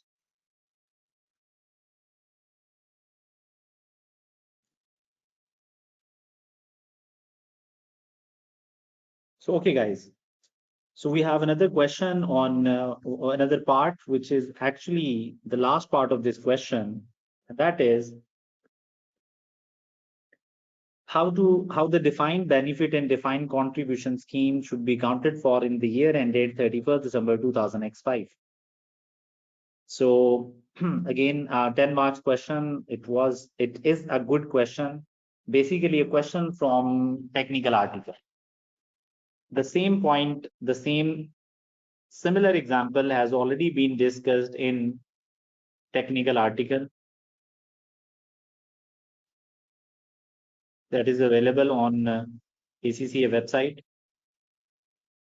So usually, guys, the examiner will make 8 to 10 marks question from the technical article. So it is necessary to read the technical articles. Now, what is this question? Let's understand, guys. So I'll explain these pension schemes, and then we will be solving these questions. I will solve this question on ACCA practice platform to give you an idea how to solve the numerical questions along with the theory. So please stay with me. So the requirement is, guys, defined benefit pension, how the defined benefit pension and defined contribution pension schemes should be accounted for. So you should take it a theoretical question. In the year ended 31st December X5, so you have calculation as well as you have to give explanation. So you have to explain each and every bit of answer, guys. Otherwise, it will be difficult to pass this exam. So here is IS 19, guys. I'm going to quickly revise IS 19. So let's understand what is in IS 19. So guys, pension, provident, and gratuity plans. There are two types of these plans. It could be defined benefit pension plan, and it could be defined contribution pension plan. In defined benefit pension plan, usually employees benefits pension benefit is already fixed. It is already fixed. It is already guaranteed through a formula, through a predetermined amount. Usually a formula, number of years of service into final salary into percentage. So the employee has a guarantee that employee will receive a certain amount through a formula at the end of retirement. So there is no doubt at the end of employee. There is no doubt for the employee. Employee is very. So someone has joined and he's saying that no, there is no audio. Are you listening me clearly, please, guys?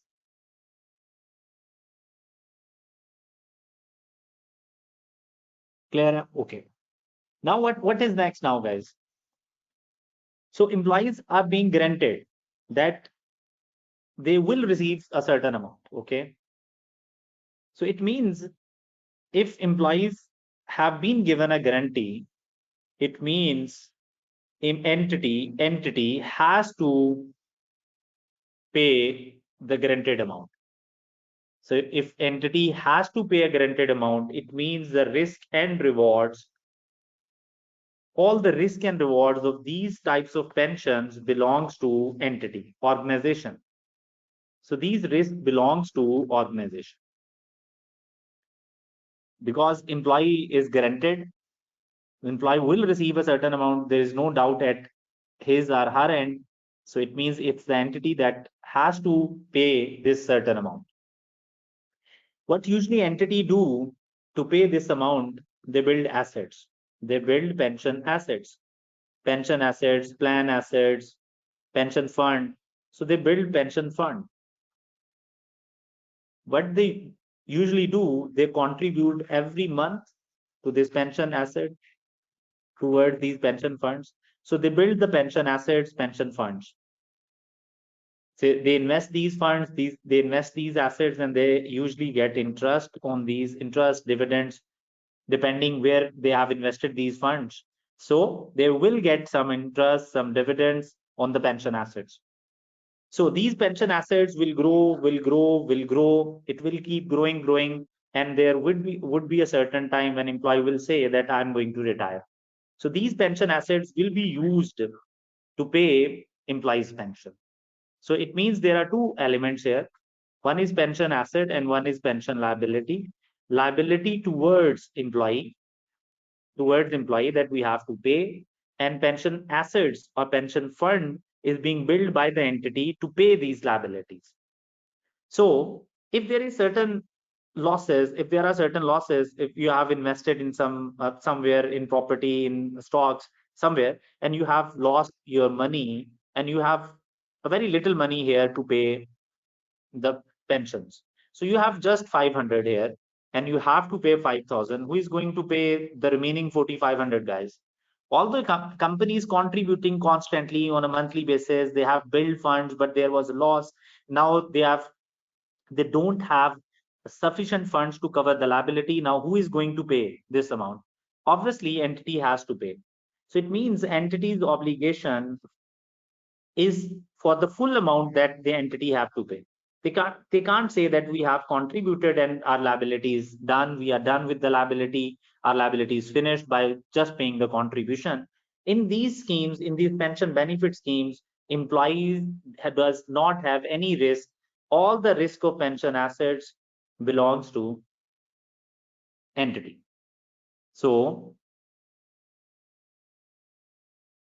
now what we need to do is, okay, so if you have risk and rewards of these pension assets, guys, so you need to recognize the pension assets and you need to recognize the pension liability.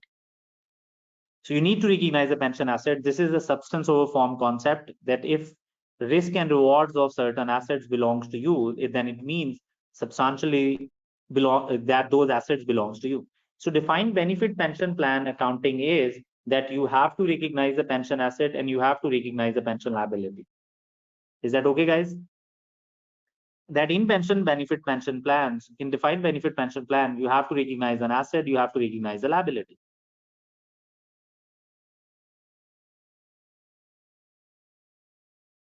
Okay, so what is next now? Defined contribution plan is a plan in which entity does not take risk. Entity does not take risk. Okay, I will explain point B. Okay, defined contribution plan, the plan in which entity does not take any risk. What entities say? That entity is saying that we will contribute. This is entity. This is pension assets that is being built for employees' pension payments, pension assets, and here is the employee. Here the promise is that entity is saying that we will contribute, we will contribute, we will contribute. And this contribution is guaranteed. We are not guaranteeing that what you will receive at the end. We are just guaranteeing the amount of contribution that we will pay. Just assume that we will pay 5% of your salary and that's it. So 5% of salary is being paid in these pension assets. Pension assets are building up, they'll keep growing. So pension assets are growing again and again with every month's contribution. And what employee will get at the end? All the money that is being held here will be paid to employee. If there is any loss, employee will get less amount. If there are certain gains, higher gains, then employee will receive higher. So what employee is going to receive here is entirely dependent on the size of fund. So it means that if there is a loss, that belongs to employee. If there is a benefit, that belongs to an employee. So we can say the pension assets, risk and rewards belongs to employees. It means entity does not have risk or and rewards of these assets. So according to the substance over form concept, which says if you don't have risk and rewards of some assets, those assets does not belongs to you. So it means we do not recognize pension assets and pension liabilities in defined contribution. So what we do, the contribution amount is our expense, and that's it. We will book an expense of contribution, and that's it. Yes, in every expense, there could be a prepayment and accrual. If some expense is unpaid, there could be an accrual. If you have paid some extra amount, there would be some prepayment. Otherwise, there is no pension assets, there is no pension liability. So what is the accounting, guys, here? Listen carefully. What is the accounting here is contribution will be expense. The contribution, promised contribution is expense. Promised contribution. Promised contribution would be an expense. No pension assets because entity does not have risk and rewards of pension assets, and entity does not have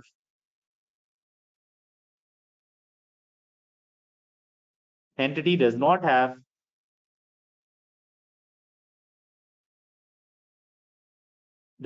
any liability to pay the pensions. They are paying contribution and that's it. Their liability is final.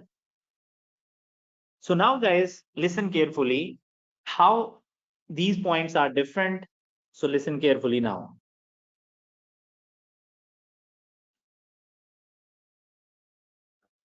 Okay, here when entity contributes, the point D, someone asked me to explain point D. So please listen carefully. Sir, point D is contribution paid does not reflect expense. What does it mean? Sir, pension assets belongs to you. Pension assets belongs to you. So entity has two types of assets. One is cash.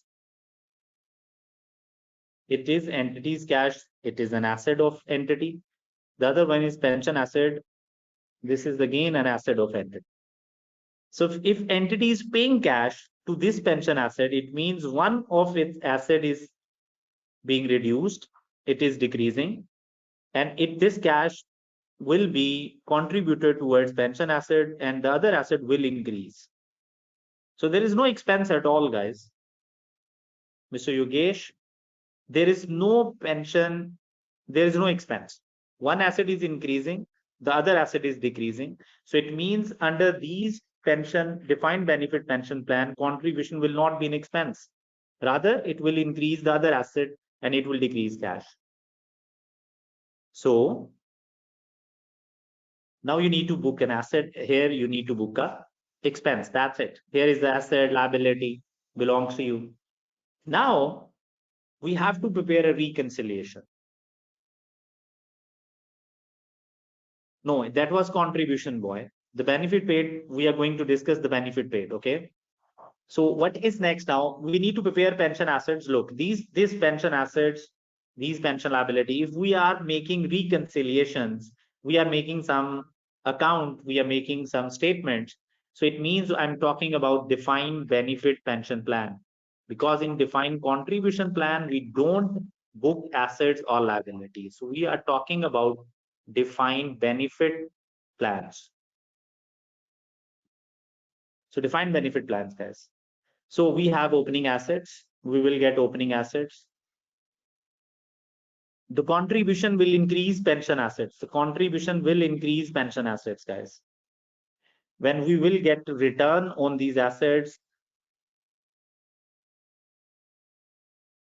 pension assets will increase.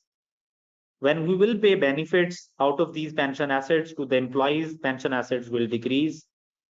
There could be remeasurement gain loss, and then we have closing balance.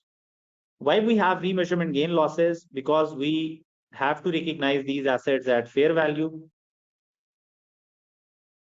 So at the end, fair value may increase, fair value may decrease. If fair value is increasing, we will have remeasurement gain. And if it is decreasing, we will have remeasurement loss. These remeasurement gain losses will be charged to other comprehensive income. These will not be charged to P&L. In the same way, we have to prepare a liability, opening balance of pension liability, then we have current service cost. It will increase your liability. Every year, the amount of pension earned by employees would be current service cost. It will increase your liability. Interest on this liability will also increase your liability. Benefit paid will decrease your liability. Then again, we will have remeasurement gain loss. And these remeasurement gain loss would be due to the change in estimates of actuarial panel. So there will be an actuarial panel, we call it them actuary, who are providing you their pension liability estimates. Usually they change their estimates. Usually they feel that the value they provided in the last year was incorrect. So they usually restate their value. So we sometimes we find that the value is increasing, liability has increased. Sometimes we find that liability has decreased. So we'll have actuarial gains and losses. So obviously these actuarial gain losses will be charged to other comprehensive income, and then we will have closing balance. In statement of financial position, we are going to write these assets or liabilities on a net basis. We are going to write on the net basis. What does it mean? If we have assets 300 and we have liabilities 200, then we are going to write an asset of 100, net asset of 100. And if we have more liabilities and less assets, then we will write net liability in our long-term liabilities. So we need to make some journal entries and we need to understand some journal entries. So I'm quickly revising this concept, assuming that you know all these things already, so that we can easily solve this question. So I'm just quickly revising. So guys, contribution paid by entity would be, we are paying cash, so cash would be credit, and pension assets will increase. And I have already increased this in the last slide. Contribution by employee will also increase pension assets. And obviously the payroll department will deduct from their salary and pay to the pension assets. So contribution by employee or the contribution by entity will increase pension assets. Return on pension assets will be calculated opening balance into percentage of on high quality corporate bond. So we have pension assets, the return will increase my pension asset, and on the other hand, this is interest income, and interest income will be charged to P&L, guys. Then we have current service cost, present value of pension benefit earned by employees during the year. So this is current service cost. Basically, this is the expense in defined benefit pension plan, expense for the year. So it means this is my expense, but I'm not paying. I'll pay at the end of retirement. So it will create a liability. So debit is expense that will be charged to P&L, and credit would be pension liability. On the other hand, guys, we have past service cost, increase or decrease in pension in present value of pension liability due to amendments.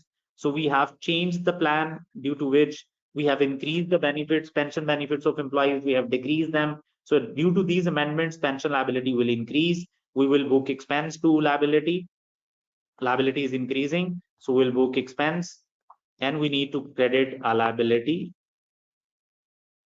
If that is decreasing, then we will obviously debit liability, pension plan liability debit, and income would be credit. This income will also be charged to P&L. It will be charged to P&L earlier of when the related restructuring is being recognized and when this amendment termination occurs. So what does this point means? Actually, IS 19 is going to repeat in day 2, day 3. So that's why I'm actually revising this concept. Unwinding of interest would be the liability will keep increasing because we have recorded the liability at present value. So there would be an interest. So interest expense will always be charged to P&L. And on the other hand, pension liability will keep increasing due to unwinding. So benefit paid will But this is benefit paid. When you will pay benefit, that would not be your expense. Expense is current service cost, past service cost, unwinding. So when you will pay benefit, your liability will decrease and your assets will also decrease. And then we have actuarial gain losses. Actuarial gain losses will be charged to OCI. It depends. It will increase assets or decrease. It will increase liability or decrease liabilities.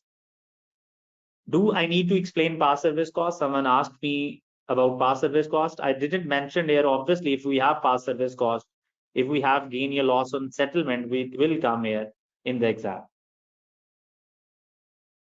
Now, guys, the last thing that we need to understand before solving this question is that entity need to recognize an asset or liability on a net basis that we have already discussed, that we need to write asset or liability on a net basis in the statement of financial position. But if there is an asset, obviously if there is an asset, there is an impairment loss. We can recognize this asset at lower of surplus in the funds, means the pension asset, or the asset ceiling limit. What is asset ceiling limit? Asset ceiling is future economic benefits, the present value future economic benefits. Now, how to write this lower of what is asset ceiling, we are going to explain in a question, and I'm going to solve this question on Excel. So let's understand what is exactly we are talking about. So I'm going to, guys, I'm here and we are going to solve the question along with explanation here. So this is my question, guys. Look, so I just resize it and adjust in here. So I'm going to solve this on a spreadsheet. So here is the spreadsheet. So I have already solved this.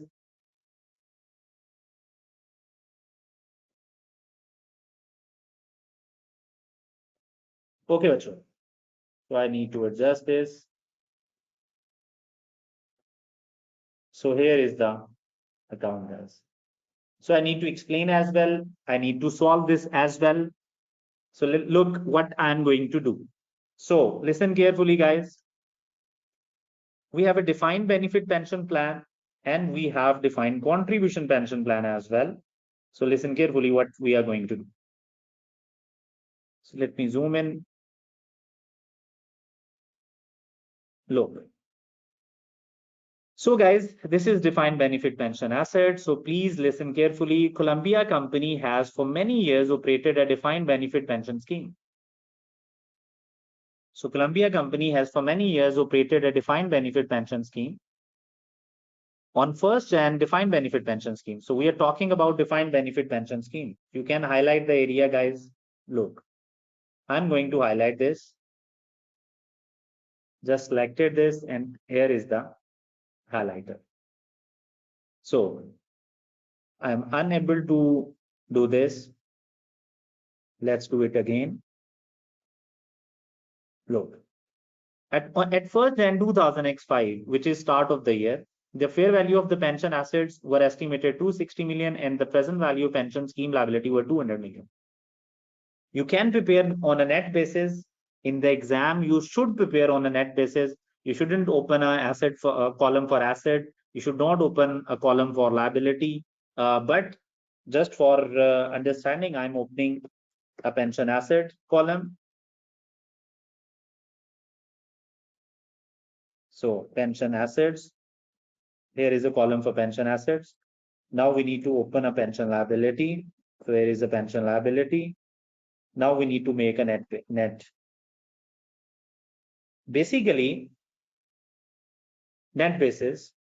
Basically, as per standard, you need to prepare all these statements. So as a disclosure requirement, you have to prepare all these things.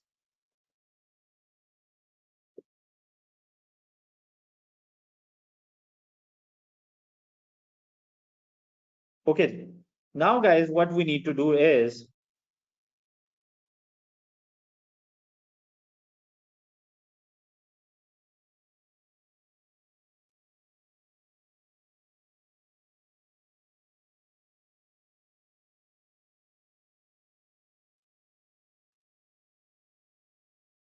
So we have opening balance, guys. We have opening balance.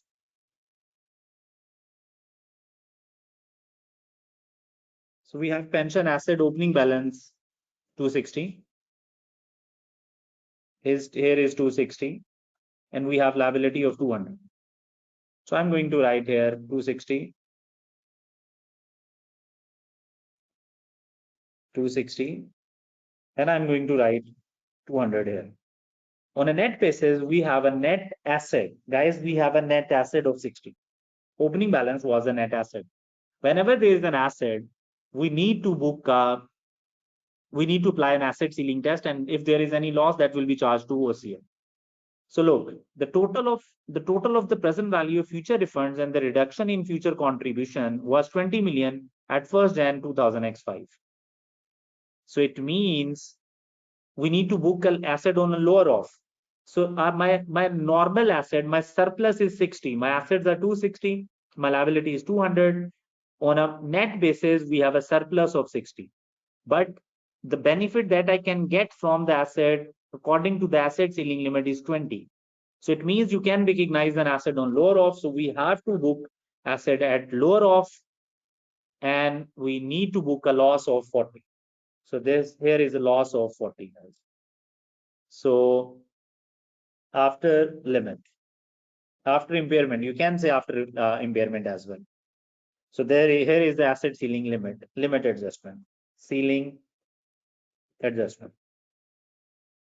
So guys, what is next? Now the table provides details of the scheme for the year ended 31st December X5 when there was a curtailment to the scheme. So there was a curtailment in the scheme. So let's see what is that curtailment. But right now we have discount rate on good quality corporate bond 5%. So we need to book an interest. So we have to book an interest. What is interest is equal to, we need to multiply this 260 multiply by, it is 0.05. So interest is 13 here, guys. So we need to apply 200 multiply by 0.05. So we need to book a liability, interest on liability as well. On a net basis, we can say that the net effect is 3. You can apply 60 into 0.05. So it will be 3. Then we have to apply on this as well, asset ceiling limit, and we have to apply on this as well. So we will find here 2. And here we will find 1, 20 into 5%. So we have interest on all these elements, guys. Now what we need to do is current service cost. So we have current service cost of 30. So current service cost will give you a journal entry expense to liability. Expense will be charged to P&L. Expense will be charged to P&L and the liability will increase. So current service cost would be current service cost. You can copy paste as well. So current service cost will increase your liability. So expense debit, credit liability. This is credit entry, guys. So this is going to be negative here. Why negative? Because this is asset column. Actually, assets column means it is a debit column. So anything credit will decrease this, anything debit will increase it. Okay. So here the same effect would be here 30. This is again an asset. So very important question is, so why we need to adjust this -2? So this is really an interesting thing. I have to explain this. Basically, why I'm solving this question to explain this too. To explain this to guys, to explain this. Okay. So let me calculate these values, then we will be discussing each and every element of this. Then we have cash contribution, guys. Contribution will increase your assets. So contribution, debit asset, credit would be cash. So we need to increase asset by 21 and it will increase 21. And obviously this is again a net asset. So we need to increase this as well. So we have benefit paid during the year is 25. So benefit paid will decrease my liability and it will decrease my asset as well. So debit is liability and credit is asset. So it is again 25, sorry. It is 25, guys. It is again 25. So I need to write 25. Net effect would be 0. There is no effect at all because one is debit and the other one is credit. So what we need to do is we need to adjust. Okay. So what is next now? So no effect, guys. Now we have scheme curtailments. So there are certain reduction. So you have make redundancies. Lots of employees are being redundant. This is called curtailment. So you have curtailed certain operations and you have make redundancies. So you make some employees redundant and you have to pay them 16. So payment to employees on the settlement for curtailment 16, but your liability has decreased by 28. So what we need to do is we need to make a journal entry for debit pension liability, credit pension assets, and the balancing amount will be charged to P&L. So the effect of curtailment is your assets are being decreased by 16. Your liability is being decreased by 28. So here, so debit is liability, credit is pension assets. So the net effect would be debit. What would be the effect? 18 and 16, I think it will be 12. So it will increase your assets. Look, now what is next?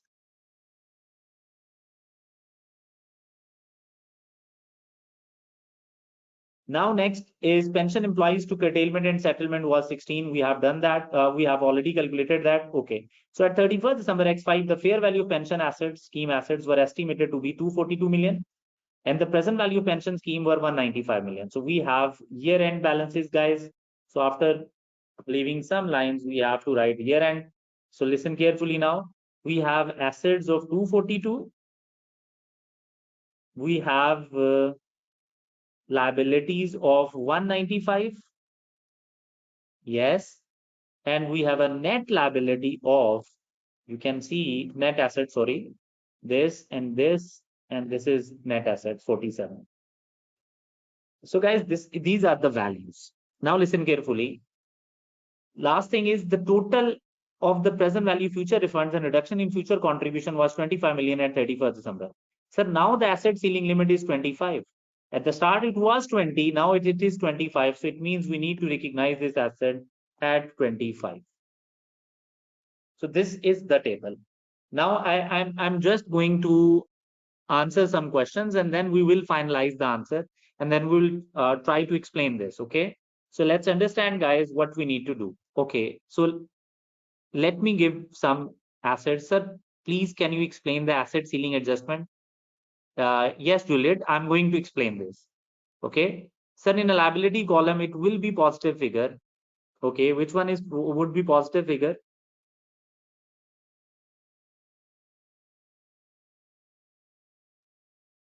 In benefit paid, actually you have, when you have paid benefit, Yogesh, your liability will decrease and your assets will also decrease. You are picking some funds, some cash out of your pension assets.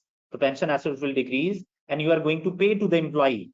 So you have liability towards employee. When you will pay, that liability will decrease. Okay. Now what is next? Sir, how you calculated 12? Okay, where is 12? The first thing is, where is 12? Okay, look.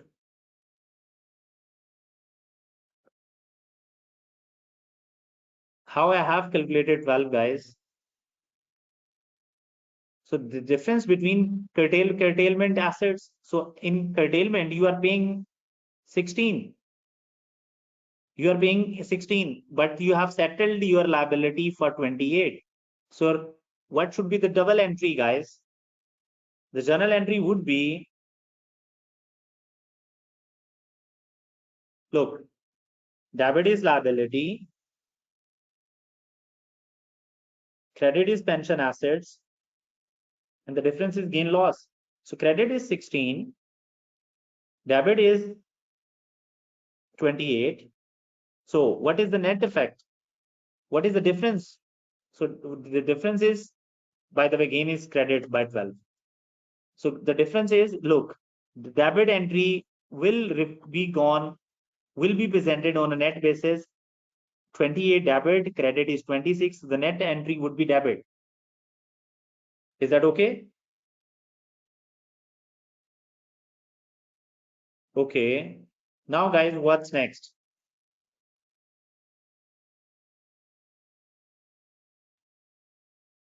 So listen carefully now. I'm going to explain now asset ceiling, guys. Now I'm going to explain asset ceiling.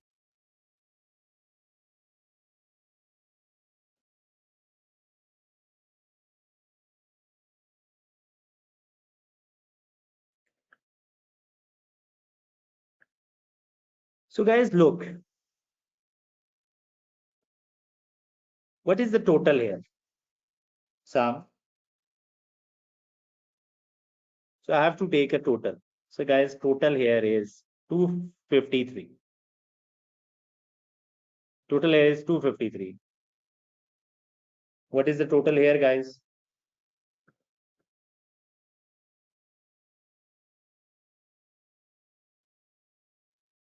187. What is the total here?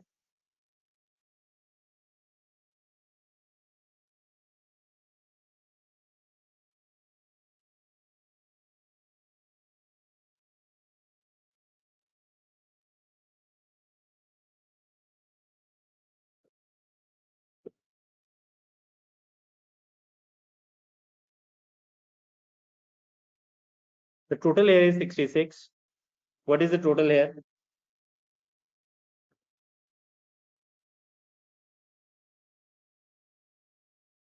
Total here is 24. Now listen carefully, guys. Now, I'm taking this to, I need to use my pen.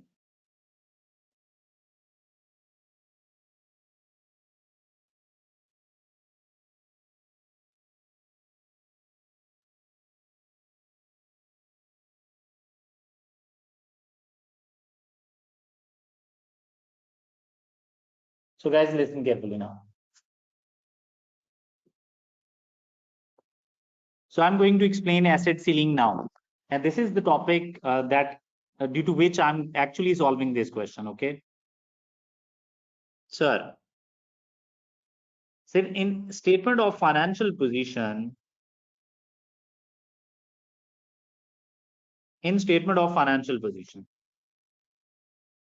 so you need to write an asset, okay? Your adjustments are saying, as per your adjustments, as per your carrying value, as per your adjustments, the asset should be 253. So the asset value should be 253. Sir, opening balance of asset, the fair value of asset at the start, then we add interest, then we add contributions, deducted benefits, deducting effect of curtailment. So we have a 256. But when we assessed fair value at the year end, the fair value was 242. So if you just focus that we have a carrying value of asset 253 and you have fair value 242. It means we have a remeasurement loss, so we need to write remeasurement loss here. On assets, we have a remeasurement loss that will be charged to other comprehensive income. So 253 and 242, what is the difference, guys? Exactly, we have a difference of 11. Okay, thank you so much. 11 is the remeasurement loss. So wait, we know that we need to write this asset in SOFP. So I'm going to write asset here 242. Then guys, we have a liability carrying value 185. But when we revise this at year end, so actuarial sciences, as per the estimates of actuarial sciences, now the liability value is 185. So liability is increasing. Asset is decreasing. Liability is increasing. Again, we have a loss. Liability is increasing. By how much, guys? Please do let me know. What is the value? 187 to 85. So we have a loss of 8. Listen carefully. So liability is increasing. This is not good for us. This is again a loss. So still now we have a loss that will be charged to other comprehensive income minus 11. Then we have minus 8 losses. So till now we have a loss of 19. So this is something that you need to write, that we have a remeasurement loss of 19 on pension assets and pension liabilities. That will be charged to other comprehensive income. Yes. Okay, just wait. Now what is next? Now guys, we have a liability 195. So we need to write a liability here. So we need to write assets on a net basis to 195 is the value of assets. So 242 minus 195 will give you net pension asset or net surplus. We call it surplus. Means our assets has exceeded the liability. So this is net surplus. This is net pension asset. So what is the value of net pension asset? 242 and 195. So guys, I just need to explain. So that's why I am using pen. Otherwise, we can solve this thing over there as well. But sometimes it is difficult for some people to understand when I'm using Excel. Okay. So listen carefully now. Now this is something important. So you want to recognize asset at 47, which is the difference between asset and liability. But your asset ceiling limit says your recoverable value, this is recoverable value, we call it asset ceiling. Basically, the concept is the benefit that you can get from this net pension surplus is only 25. Now just do let me know, if the benefit is only 25, can you recognize an asset of 47? We have clearly a value, we have a clear evidence that a recoverable value is 25. We can only get benefit of 25. So can you recognize an asset of 47? Obviously not. So you can explain this in two ways. The first thing is that you have to, that this is really important, that you have to book a loss. So you have to book a loss. In other words, you can say that you have to book at lower of surplus, which is 47 here, and 25, which is asset ceiling limit, which is recoverable value. So we have to recognize lower of asset ceiling. So we have to recognize this, and the difference is impairment loss, or you can say remeasurement loss. So we have again a remeasurement loss due to asset ceiling, and that this remeasurement loss is 22. So this is going to be a fun, guys. Now this is going to be a fun. So we have a loss of 22 at year end. Is that okay? So this thing should be clear to everyone. If you want to understand this table, then it should be clear to everyone. Otherwise, you won't be able to understand these two tables. Okay, so we have 22 loss at year end. Is that okay?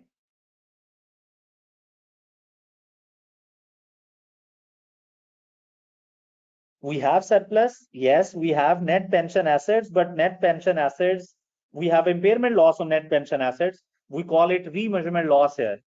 We call it remeasurement loss. Okay, guys? Is that clear to everyone? Okay, now the last thing, listen carefully. So the last thing is,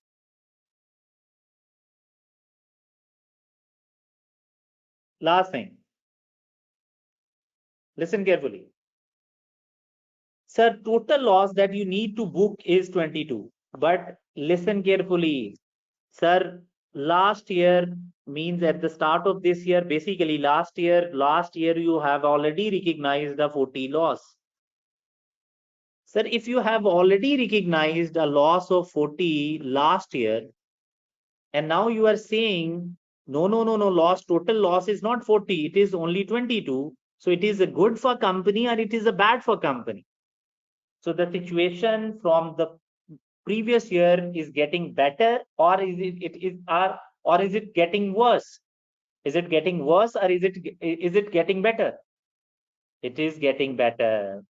So you have already booked this 40 ka law, this 40 loss. You have already booked this 40 loss in previous year. Then the interest effect of this was -2, means 2. So this interest effect on this loss, previous loss, will be charged to P&L. So this loss will be charged to P&L. On a net basis, obviously, one will be charged to P&L. If you adjust these asset ceiling adjustment, so you have booked the loss previous year 40 because this was at present value. So you need to take unwinding of this. So now at year end, adjusted balance of previous loss is 42. Sir, you have 42 ka loss. You have 42 loss already booked in your books. So what we need to do now? What should we do now? So if you have 42 ka loss, it means it is 42, sorry, 42 ka loss. Now it is 22. So this situation is getting better and we have to book a remeasurement gain of 20. This is really interesting thing. You have to book due to asset ceiling limit, because in the previous year you have applied an asset ceiling. Current year you are applying asset ceiling, but the situation of loss is getting better, so you have to book again. So asset ceiling test is giving you, asset ceiling is giving you 20 again. On the other hand, the normal procedure, as per the normal procedures, we have a loss. So what should be the net effect, guys? Now tell me, what should be the net effect? What should be the net effect? We have a remeasurement gain due to asset ceiling of 20. We have a net loss of 19. So what is the net effect? Please, what is the net effect? One gain. So we need to book a one gain. So you can understand that this is 24, this is 25. So the situation is getting better by one. So we need to book a one gain. So you can calculate through this table. You can calculate this amount through this table, or you can calculate this from pension asset, pension liability, or asset ceiling. So you can combine all these three. You'll get the same answer. So why we are calculating asset as ceiling adjustment? So that we can compare the previous loss with current year loss, and we can see how much loss, we can calculate how much loss or gain we need to book this year in this particular year. So that's why we are making asset ceiling limit column. Is that okay, guys?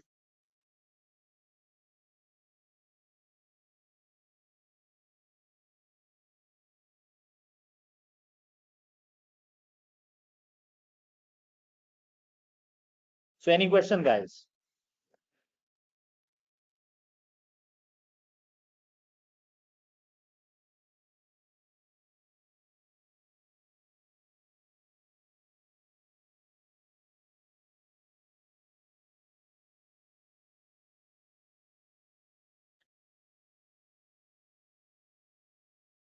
So we have with us some students who are saying no, it is not clear yet.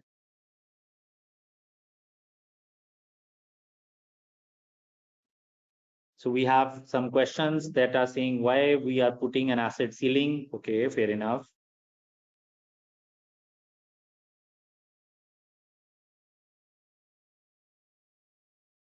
This is a difficult concept, guys. If you are having a problem, then it's obvious that you should have a problem, because this is a difficult concept. So let me explain it again through an example. So please listen carefully. I'm making an example. So here is the example, guys.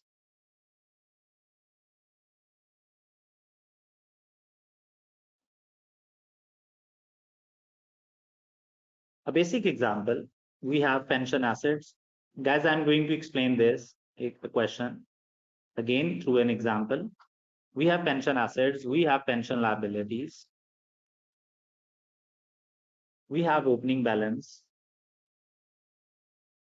300, we have liability opening balance 200. Okay, this is the question. Interest rate is given. Interest rate is 10%. Now what is next? Listen carefully, guys. Just wait for a few seconds.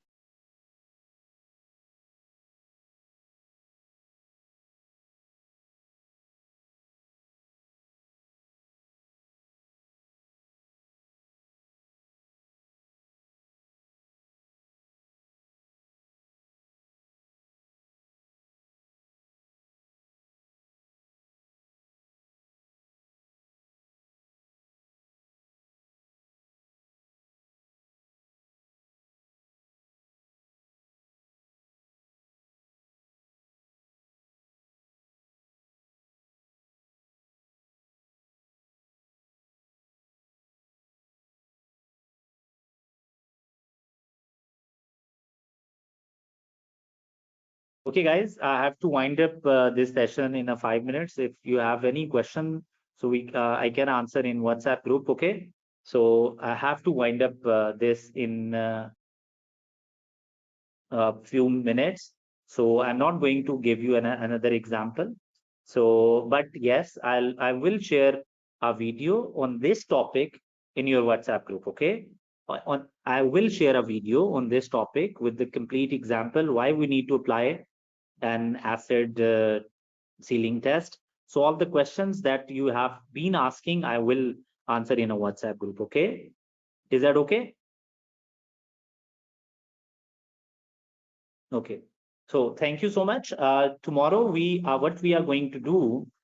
I will share a video on this exam on this thing. On the other hand,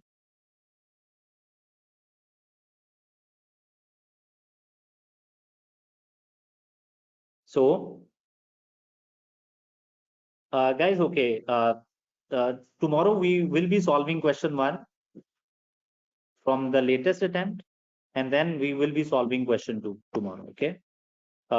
So I'm going to share Haris.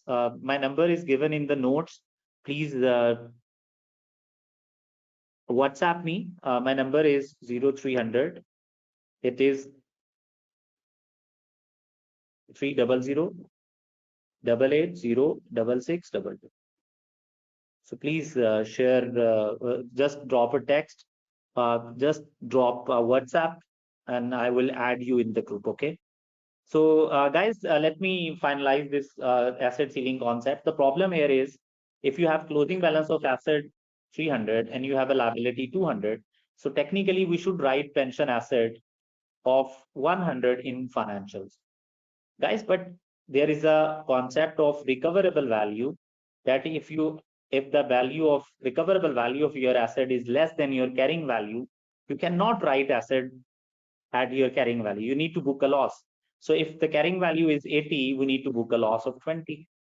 If carrying value is 100 and we have 70 recoverable value, you need to book a loss of 30. So you have to book a loss if recoverable value is low. We call recoverable value here as asset ceiling. So why I am applying asset ceiling test? Because it is an impairment test. It is the application of prudence concept. And as per prudence concept, you cannot recognize an asset over its recoverable value. If the benefits are 70, 100, you cannot recognize asset 100 or 100. So you have to reduce this asset to recoverable value to asset ceiling. So yes, asset ceiling limit is basically a recoverable value, but this is being calculated as per IS 19 rule. In IS 19, we call it asset ceiling. So if we don't have any impairment loss, like if the asset ceiling limit is 180, if the asset ceiling limit is 180, like 100 is the carrying value and the limit is 180. So what we need to do is, so we cannot book a gain. Obviously, we will not reduce the asset, we'll pick asset at 100. So this is asset ceiling limit.